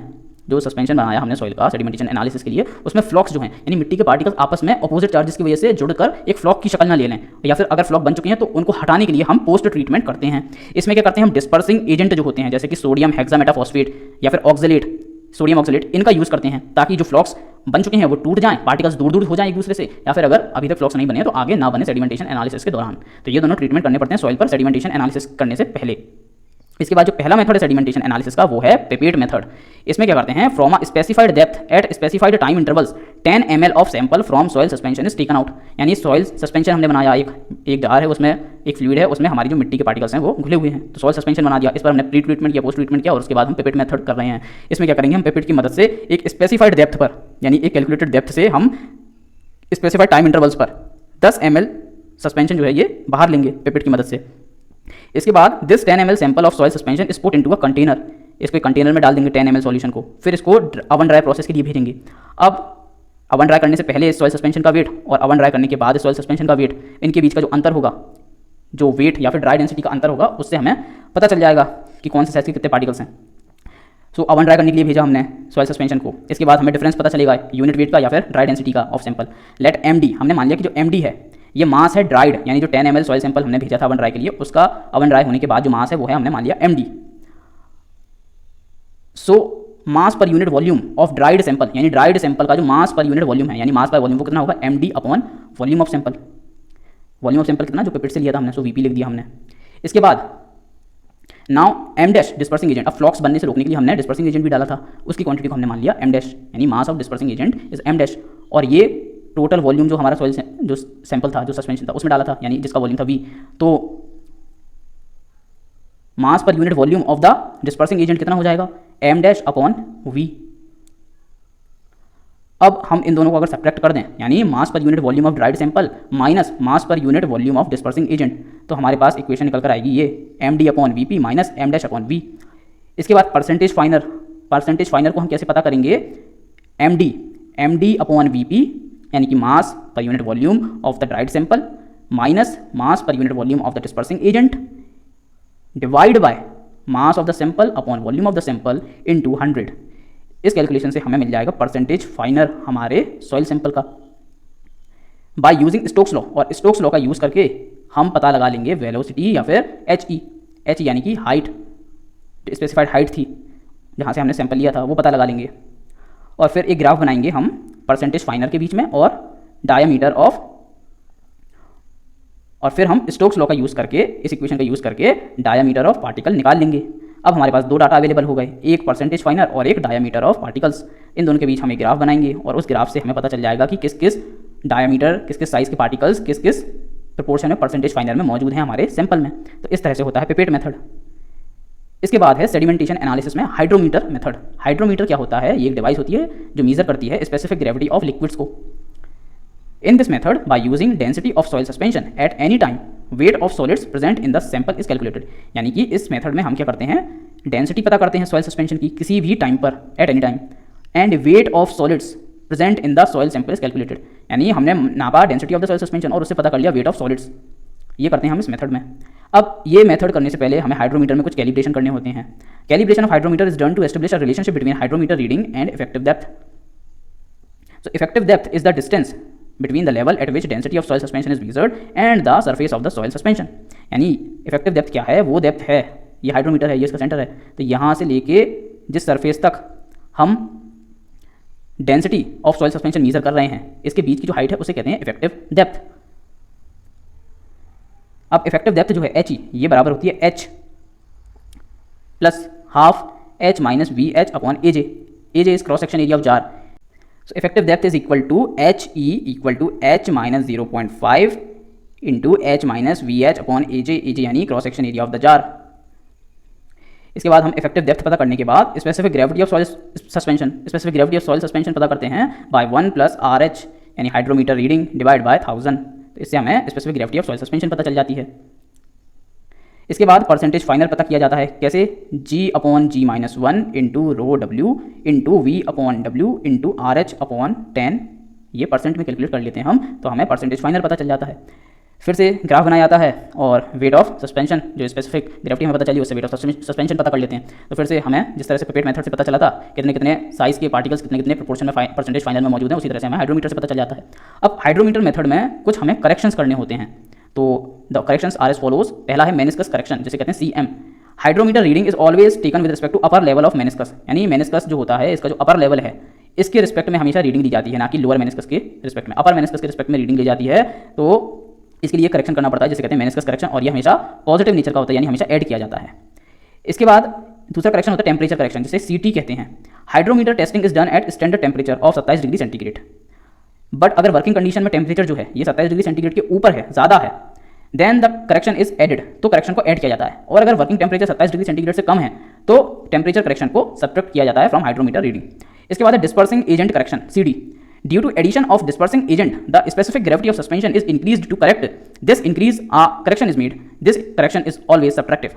तो डिस्पर्सिंग एजेंट हमने जो मिलाया था हमारे सॉइल सस्पेंशन में, उसकी वजह से जो स्पेसिफिक ग्रेविटी है टोटल सॉइल सस्पेंशन की वो बढ़ जाती है, पर हमें तो सिर्फ सॉलिड की स्पेसिफिक ग्रेविटी से मतलब है, पर डिस्पर्सिंग एजेंट मिलाने की वजह से पूरे सॉइल सस्पेंशन की जो स्पेसिफिक ग्रेविटी वो बढ़ गई। तो हमें जो सिर्फ इस डिस्पर्सिंग एजेंट की स्पेसिफिक ग्रेविटी है उसे हटाना होगा हमारी रीडिंग में से, तो इसकी स्पेसिफिक ग्रेविटी को हटाने के लिए हम यूज़ करते हैं डिस्पर्सिंग एजेंट करेक्शन CD, और ये हमेशा सब्ट्रैक्टिव नेचर का होता है।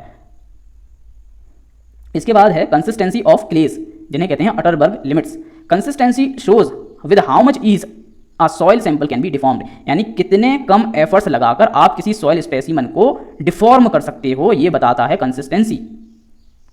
Generally consistency as a property is related to fine grained soil such as clays, यानी कि कंसिस्टेंसी कौन सी टाइप की सॉइल से रिलेट करता है, मेनली फाइन ग्रेन सॉइल्स जैसे कि क्लेज। इसके बाद consistency of a soil sample is depends on the quantity of water present in the soil sample. On the basis of this 4 states of consistency of soil sample are made, यानी कि consistency किसी soil की depend करती है कि उस soil sample में कितना पानी मौजूद है, और जितना पानी मौजूद है उसके बेसिस पर हम कंसिस्टेंसी को 4 स्टेट में कैटेगराइज कर सकते हैं। पहला है सॉलिड स्टेट, यानी कि जब सॉइल सैंपल में पानी बहुत कम है या फिर ना के बराबर है, उसका जो वॉल्यूम है वो फिक्स्ड है, कॉन्स्टेंट है, तो उसे कहते हैं सॉलिड स्टेट। इसके बाद जैसे ही मॉइस्चर कंटेंट बढ़ता है तो ये थोड़ा प्लास्टिक होने लगता है, थोड़ा मतलब फैलने लगता है, थोड़ा फ्लेक्सिबल हो जाता है, तो उस स्टेट में हम कहते हैं सेमी सॉलिड। इसके बाद और फर्दर अगर मॉइस्चर बढ़ाएं तो प्लास्टिक स्टेट आता है, यानी वो स्टेट जब हम मिट्टी को अगर कोई आकार देंगे और थोड़ा बहुत फोर्स लगाएंगे तो वो अपना आकार चेंज नहीं करेगी, रजिस्ट करेगी, तो वो वाली स्टेट हो जाएगी प्लास्टिक स्टेट, यानी वो अपने आकार में बनी रहेगी। इसके बाद है लिक्विड स्टेट, यानी कि फर्दर मॉइस्चर बढ़ाने पर हमारा जो सॉइल सैंपल है ये बहने लगेगा, इसमें जो सॉइल पार्टिकल्स हैं उनमें टेंडेंसी आ जाएगी बहने की, पानी की तरह, फ्लूइड की तरह, उस कंडीशन को हम कहेंगे लिक्विड स्टेट। तो कंसिस्टेंसी के बेसिस पे हम सॉइल सैंपल को 4 कैटेगरी में क्लासिफाई कर सकते हैं, solid state, semi solid state, plastic state and liquid state. The boundary water content between any two of the above consistency states is called consistency limit, यानी कि solid limit, मान लीजिए solid limit यहाँ तक है हमारे सॉइल सैंपल की, इसको जैसे पार करेगा सॉलिड लिमिट को तो वो सेमी सॉलिड स्टेट में जाएगा। अब यहाँ पर एक वाटर कंटेंट होगा जो ऑन द बाउंड्री होगा इन दोनों स्टेट्स की, तो उस वाटर कंटेंट को हम बोल देंगे कंसिस्टेंसी लिमिट। फिर इसके बाद सेमी सॉलिड है तो और मॉइस्चर बढ़ाएंगे तो एक पर्टिकुलर वाटर लिमिट आएगी, जिसके बाद ये सेमी सॉलिड प्लास्टिक स्टेट में चला जाएगा, तो ये जो वाटर कंटेंट की लिमिट होगी इसे हम कह देंगे कंसिस्टेंसी लिमिट। इस तरह से सॉइल में 2 स्टेट्स के बीच पे जो वाटर कंटेंट होता है उसे कहते हैं consistency limit. There are 3 consistency limits for any soil sample, liquid limit जिसे WL से डिनोट करते हैं, प्लास्टिक लिमिट जिसे WP से डिनोट करते हैं, और श्रिंकेज लिमिट जिसे WS से डिनोट करते हैं। कलेक्टिवली इन तीनों को हम बोलते हैं अटरबर्ग लिमिट्स, क्योंकि इसे अटरबर्ग नाम के साइंटिस्ट ने सबसे पहले डिफाइन किया था। Suppose there is a dry soil sample, मान लीजिए हम ग्राफ बना लेते हैं एक, यहाँ पर हमारे पास एक सॉइल सैंपल रखा हुआ है जो कि अभी ओवन से ड्राई होकर आया है, इसमें अभी डिग्री ऑफ सैचुरेशन 0 है मान लीजिए, यहाँ पर है वॉल्यूम और यहाँ पर है मॉइस्चर कंटेंट। अब मैं धीरे धीरे इसमें मॉइस्चर देना चालू करूंगा तो क्या होगा, डिग्री ऑफ सैचुरेशन बढ़ेगा। Suppose there are dry soil sample with degree of saturation 0, as we start increasing the water content in this soil sample, voids present in the soil sample will begin to fill with water, but there will be no change in the total volume of the soil sample. When all the voids in the soil sample filled with water, जहाँ पर degree of saturation हो जाएगी 100, this quantity of water present in the soil sample is called shrinkage limit. यानी कि एक limit ऐसी आएगी जब सारे के सारे वर्ड्स जो हैं ये पानी से भर जाएंगे, यानी हमारा जो सॉइल सैंपल है वो फुल्ली सेचुरेट हो जाएगा। उस वाटर कंटेंट को क्या बोलेंगे? Shrinkage limit. As we continue to add water, अभी और अगर पानी देते जाएंगे हम श्रिंकेज लिमिट आ जाने के बाद भी, as we continue to add water into the soil sample the degree of saturation will go beyond 100%, degree of saturation 100 के ऊपर भी चली जाएगी। Soil sample will enter into semi solid state, अब सॉइल सैंपल जो है ये सेमी सॉलिड स्टेट में बढ़ जाएगा, यानी कि इसका साइज जो है वो थोड़ा बढ़ेगा, इसका वॉल्यूम में चेंज आएगा, तो सेमी सॉलिड स्टेट में पहुंच गया हमारा soil sample. On adding further more water the soil sample will reach a plastic state, semi solid के बाद एक प्लास्टिक स्टेट पहुंचेगा। प्लास्टिक स्टेट में यानी कि हमने इसको कोई भी शेप दी तो ये वो शेप ले लेगा और होल्ड करेगा, थोड़ा बहुत फोर्स लगने पर अपनी शेप छोड़ेगा नहीं, तो ये हो जाएगी plastic state. Reach a plastic state where 3 mm diameter thread, plastic state को डिफाइन कैसे करते हैं? जहां पर 3 mm diameter thread made from the soil will just start to crumble, यानी अगर आप 3 mm मोटा एक थ्रेड बनाओगे मिट्टी से तो वो क्रम्बल होना जिस वाटर कंटेंट पर जस्ट स्टार्ट होगा उसे हम कह देंगे plastic state. Quantity of water present in soil sample at this point is called plastic limit. On adding more water the soil sample after a limit it will start to flow like a liquid, यानी कि plastic state के पार भी अगर हम water content मिलाते जाएं तो एक लिमिट के बाद हमारे जो सॉइल पार्टिकल्स हैं वो बहने लगेंगे फ्लूइड की तरह, और इस समय जो वाटर कंटेंट होगा हमारे सॉइल सैंपल में उसको कहते हैं liquid limit. So on adding more water to the soil sample after a limit, it will start to flow like a fluid. At this point, the water content present in the soil sample is called liquid limit. At this point, all soil have nearly same negligible shear strength, approximately 2.7 kN per meter square. यानी कि liquid limit पर सभी तरह की soils में ज़्यादातर आपको जो shear strength है वो बहुत ही कम देखने को मिलेगी और वो अप्रॉक्सीमेटली होती है 2.7 kN per meter square. इसके बाद हम लिक्विड लिमिट को मीज़र कैसे करेंगे? तो इसके लिए दो मेथड्स होते हैं, एक है कासा ग्रांडे अपैरेटस और दूसरा है कोन पेनिट्रेशन। तो पहला है कासा ग्रांडे अपैरेटस, ये आपको फोटो में दिख रहा है। इसमें हम क्या करते हैं, ये जो कप है सबसे पहले हम 120 ग्राम सबसे पहले हम सॉइल सैंपल लेते हैं, फिर इसको ओवन ड्राई के लिए भेजते हैं। ओवन ड्राई होकर जो सॉइल आती है इसमें से 120 ग्राम सॉइल को हम ले लेते हैं टेस्टिंग के लिए। अब इस सॉइल सैंपल में हम एक कैलकुलेटेड वाटर कंटेंट W1% मिला देते हैं, एक पुट्टी लाइक कंसिस्टेंसी का पेस्ट बन जाता है। फिर ये जो कासा ग्रांडे अपैरेटस का कप होता है इसमें हम इस सॉइल पेस्ट को भर देते हैं, अच्छे से ट्रॉवल कर देते हैं, सरफेस बना देते हैं, एक्स्ट्रा हटा देते हैं।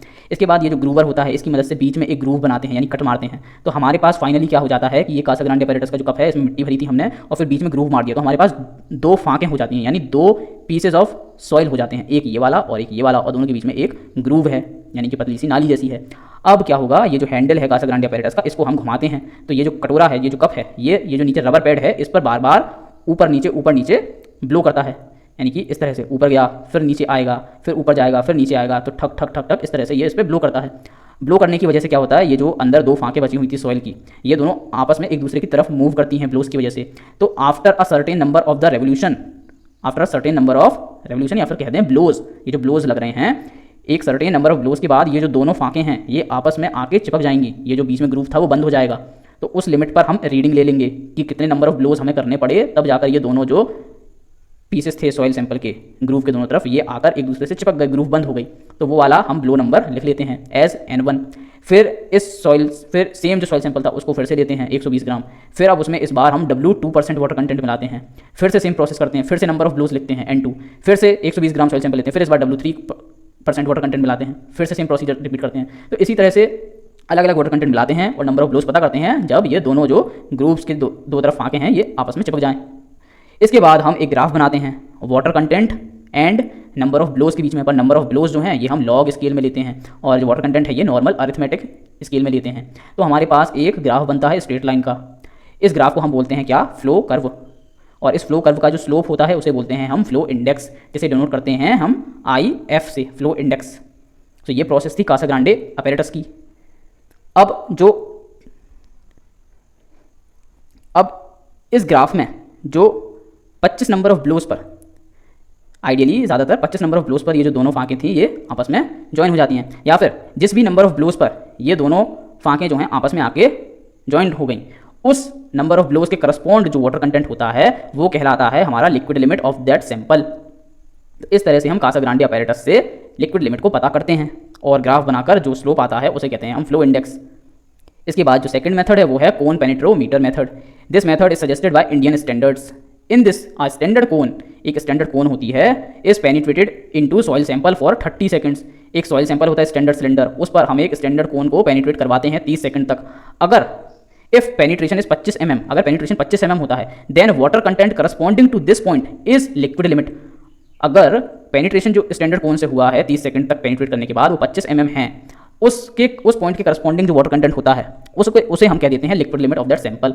अगर पेनिट्रेशन 30 सेकंड कराने के बाद जो पेनिट्रेशन है ये 20 mm से कम रहता है तो फिर हम वाटर को ऐड करते हैं सॉइल में और फिर से एक स्टैंडर्ड सिलेंडर बनाते हैं और फिर से पेनिट्रेशन कराते हैं, और ये प्रोसेस तब तक करवाते हैं बार बार जब तक जो पेनिट्रेशन है ये 20 से 30 mm के बीच ना आ जाए, यानी 20 mm से कम पेनिट्रेशन नहीं होना चाहिए, पेनिट्रेशन 20 से 30 के बीच में होना चाहिए।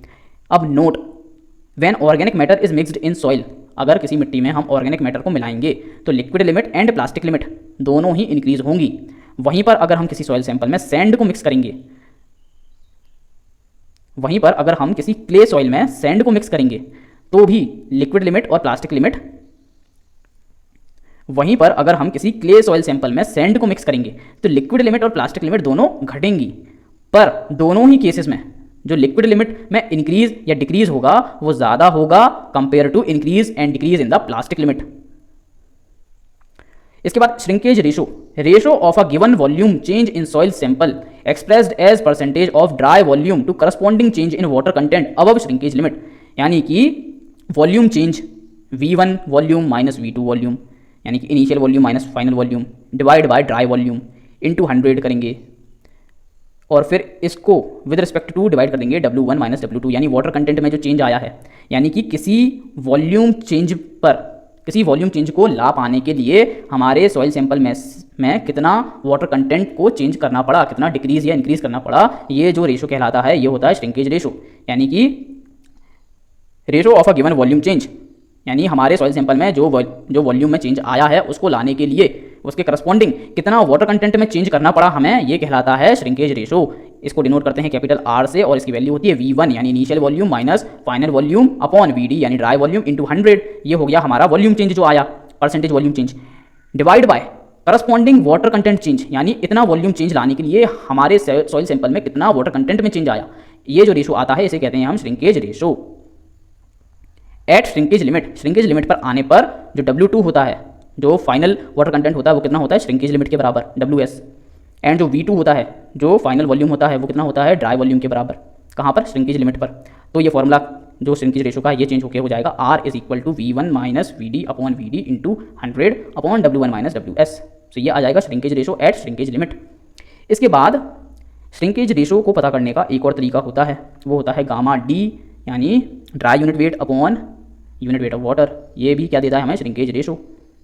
इसके बाद वॉल्यूमेट्रिक श्रिंकेज, ये क्या होता है percentage loss in volume of soil on drawing, यानी जब हमारा सॉइल सैंपल ड्राई हुआ सूखा उसकी वजह से उसमें कितना परसेंट ऑफ वॉल्यूम चेंज आया है उसको नापकर हम कहते हैं वॉल्यूमेट्रिक श्रिंकेज। इसको हम नापते हैं VS volumetric shrinkage is equal to V1 minus VD upon VD into 100, या फिर दूसरा फॉर्मूला अगर बोले तो VS is equal to R shrinkage ratio into W1 minus WS। इन दो तरीकों से हम वॉल्यूमेट्रिक श्रिंकेज को पता कर सकते हैं। इसके बाद है degree of shrinkage. Degree of shrinkage क्या होता है percentage loss in volume of soil on drying with respect to initial volume, यानी ड्राई होने के कारण हमारे सॉइल सैंपल में कितना परसेंटेज ऑफ वॉल्यूम में चेंज आया है with respect to initial volume of the soil sample, इसे हम कहते हैं डिग्री ऑफ श्रिंकेज DOS। इसको हम निकालते हैं V initial minus V volume dry upon V initial into 100।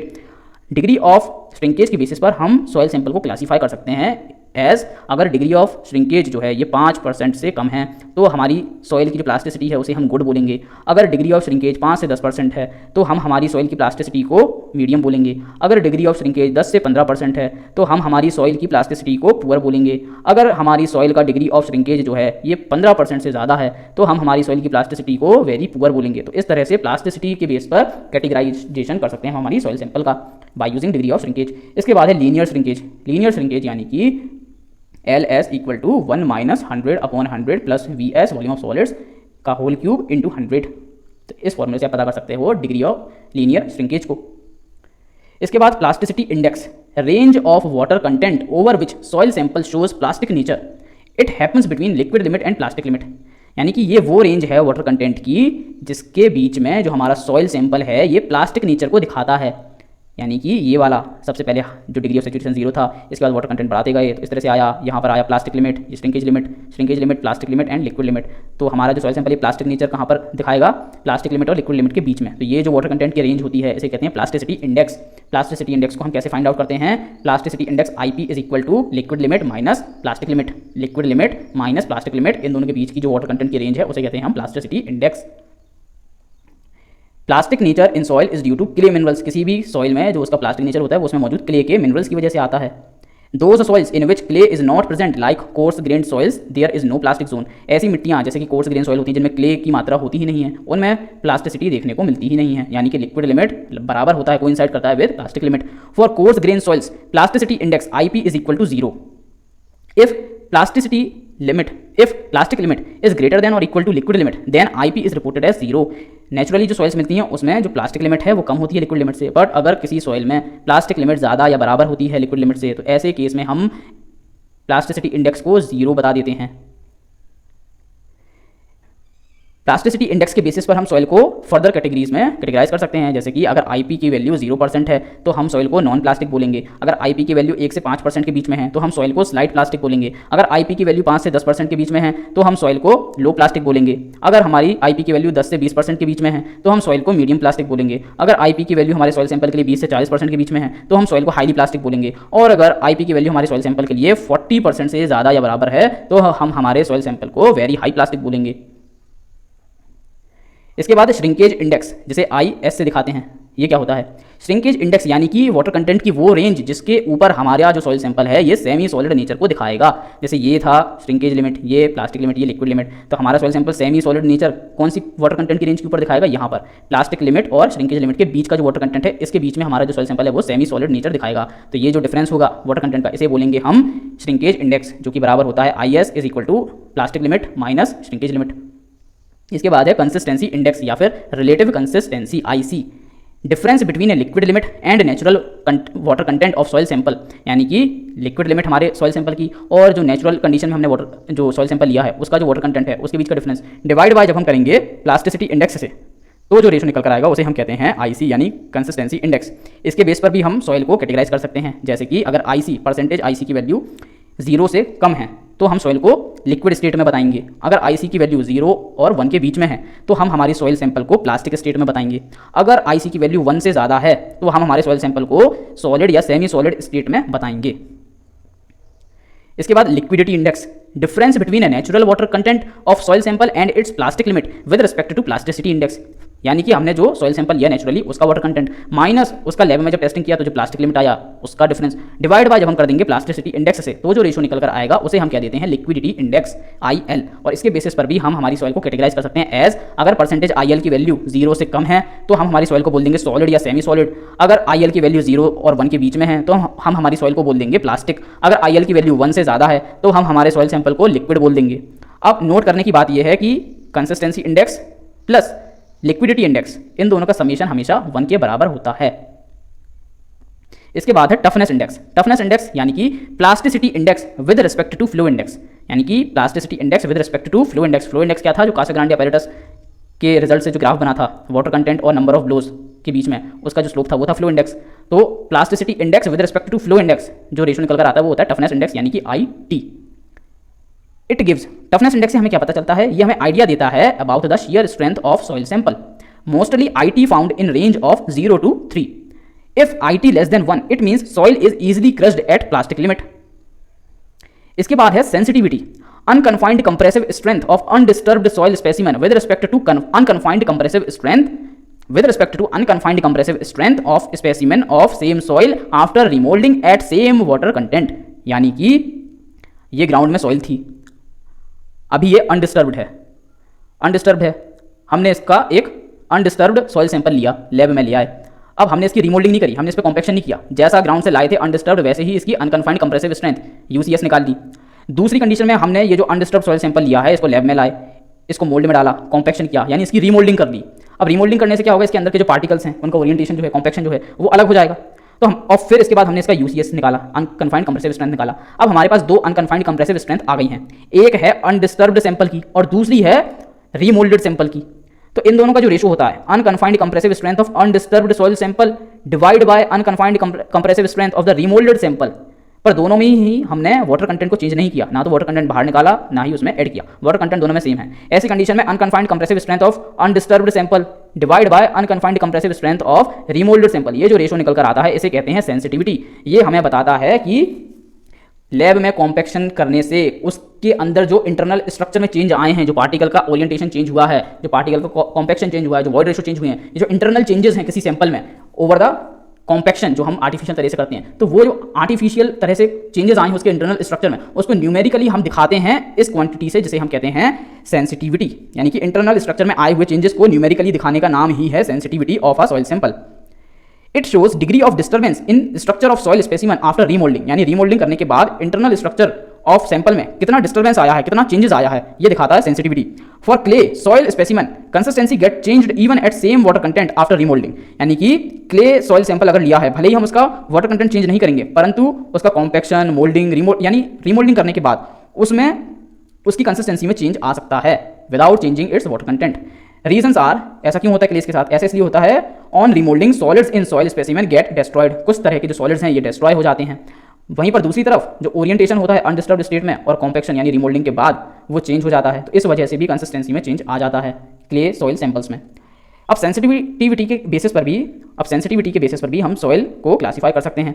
अगर सेंसिटिविटी 1 से 4 के बीच में है तो हम सॉइल को बोलेंगे ग्रेवल या फिर कोर्स सैंड। अगर सेंसिटिविटी 4 से 8 के बीच में है तो हम सॉइल को बोलेंगे सैंड। अगर सेंसिटिविटी 8 से 15 के बीच में है तो हम सॉइल को बोलेंगे फ्लोक्यूलेंट स्ट्रक्चर। अगर सेंसिटिविटी 15 से ज़्यादा है तो हम सॉइल को बोलेंगे fine clay.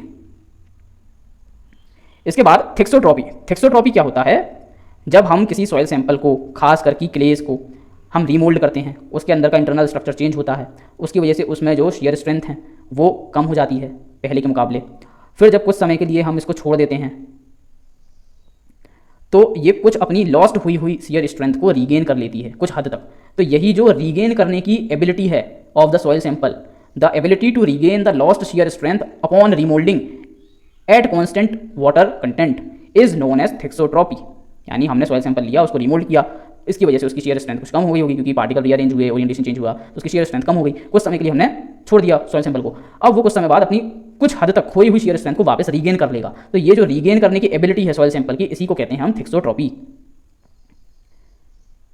Cohesive soils have larger thixotropy. Cohesive nature की जो सॉइल्स होती हैं जैसे क्ले, सिल्ट, इनमें थिक्सोट्रॉपी की प्रॉपर्टी ज़्यादा होती है क्योंकि इनके पार्टिकल्स छोटे छोटे होते हैं। तो वो एक तरह से आप मान लीजिए एक मेम्ब्रेन की तरह काम कर रहे हैं। आपने फोर्स लगाया, उनकी भले ही शेयर स्ट्रेंथ कम हुई पर वो एक इलास्टिक नेचर की तरह बिहेव करेंगे। फिर आप छोड़ देंगे तो थोड़ी देर बाद फिर वो अपने ओरिएंटेशन में कुछ हद तक लौट के आ जाएंगे, तो यानी कि कुछ हद तक उनकी शेयर स्ट्रेंथ लौट के आ जाएगी। तो इस तरह से भी आप इस कंसेप्ट को समझ सकते हैं कि फाइनर ग्रेन के जो सॉइल्स होती हैं उनमें थिक्सोट्रॉपी ज़्यादा होती है compare to the cohesionless soils.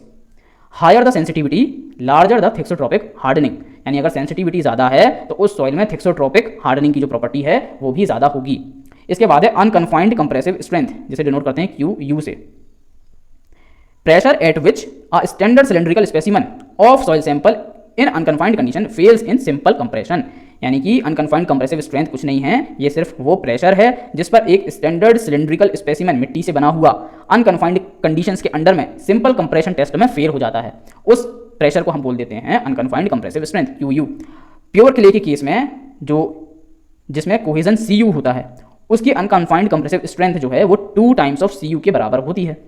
Unconfined compressive strength QU relates to consistency of clays, यानी क्लेज में जो कंसिस्टेंसी है उसके बारे में हमें आइडिया दे देता है अनकन्फाइंड कंप्रेसिव स्ट्रेंथ। और अनकन्फाइंड कंप्रेसिव स्ट्रेंथ के बेसिस पर हम सॉइल को कैटेगराइज कर सकते हैं। अगर QU की वैल्यू 25 से कम है तो हम सॉइल को वेरी सॉफ्ट बोलेंगे। अगर QU की वैल्यू 25 से 50 के बीच में है तो हम सॉइल को सॉफ्ट बोलेंगे। अगर QU की वैल्यू 50 से 100 के बीच में है तो हम सॉइल को मीडियम बोलेंगे। अगर QU की वैल्यू 100 से 200 के बीच में है तो हम सॉइल को स्टिफ बोलेंगे। अगर QU की वैल्यू 200 से 400 के बीच में है तो हम सॉइल को वेरी स्टिफ बोलेंगे। और अगर QU की वैल्यू 400 से ज़्यादा है तो हम सॉइल को हार्ड बोलेंगे। इसके बाद एक्टिविटी, जिसको डिनोट करते हैं A और सबस्क्रिप्ट में C। एक्टिविटी क्या होता है? Amount and type of clay minerals present in a soil sample influence its behaviour as water content changes, यानी कि किसी भी सॉइल सैंपल में कितना अमाउंट और किस टाइप के क्ले मिनरल्स हैं ये अफेक्ट करते हैं उस सॉइल सैंपल का बिहेवियर जैसे जैसे वाटर कंटेंट चेंज होगा। Change in plasticity index with respect to percentage of clay particles present in soil sample is termed as activity, यानी कि वाटर कंटेंट चेंज होने पर प्लास्टिसिटी इंडेक्स में परसेंटेज में जो चेंज आया है उसको जब हम पता करते हैं with respect to percentage of clay particles present in soil sample, तब उसको हम बोल देते हैं, रेशो को बोलते हैं एक्टिविटी, यानी percentage change in IP divide by percentage of clay mineral particles in the soil sample is called activity. Higher the activity means soil is more compressible, जितनी ज़्यादा एक्टिविटी होगी सॉइल उतनी ज़्यादा कंप्रेसिबल होगी, means there will be more change in volume, यानी जितनी ज़्यादा activity उतनी ज़्यादा कंप्रेसिबिलिटी, उतनी ज़्यादा change in volume with the change in moisture.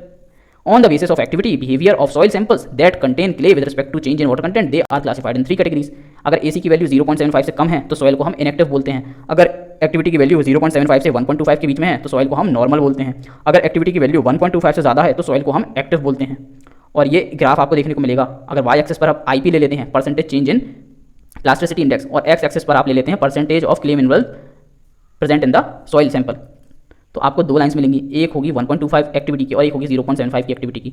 अब यहाँ जो सॉइल है 0.75 से 1.25 के बीच में, इसको बोलेंगे हम नॉर्मल सॉइल, इसके ऊपर जो सॉइल है इसे बोलेंगे एक्टिव सॉइल, और इसके नीचे जो सॉइल है इसे बोलेंगे इनएक्टिव सॉइल। तो इस तरह से एक्टिविटी को आप डिफाइन कर सकते हैं।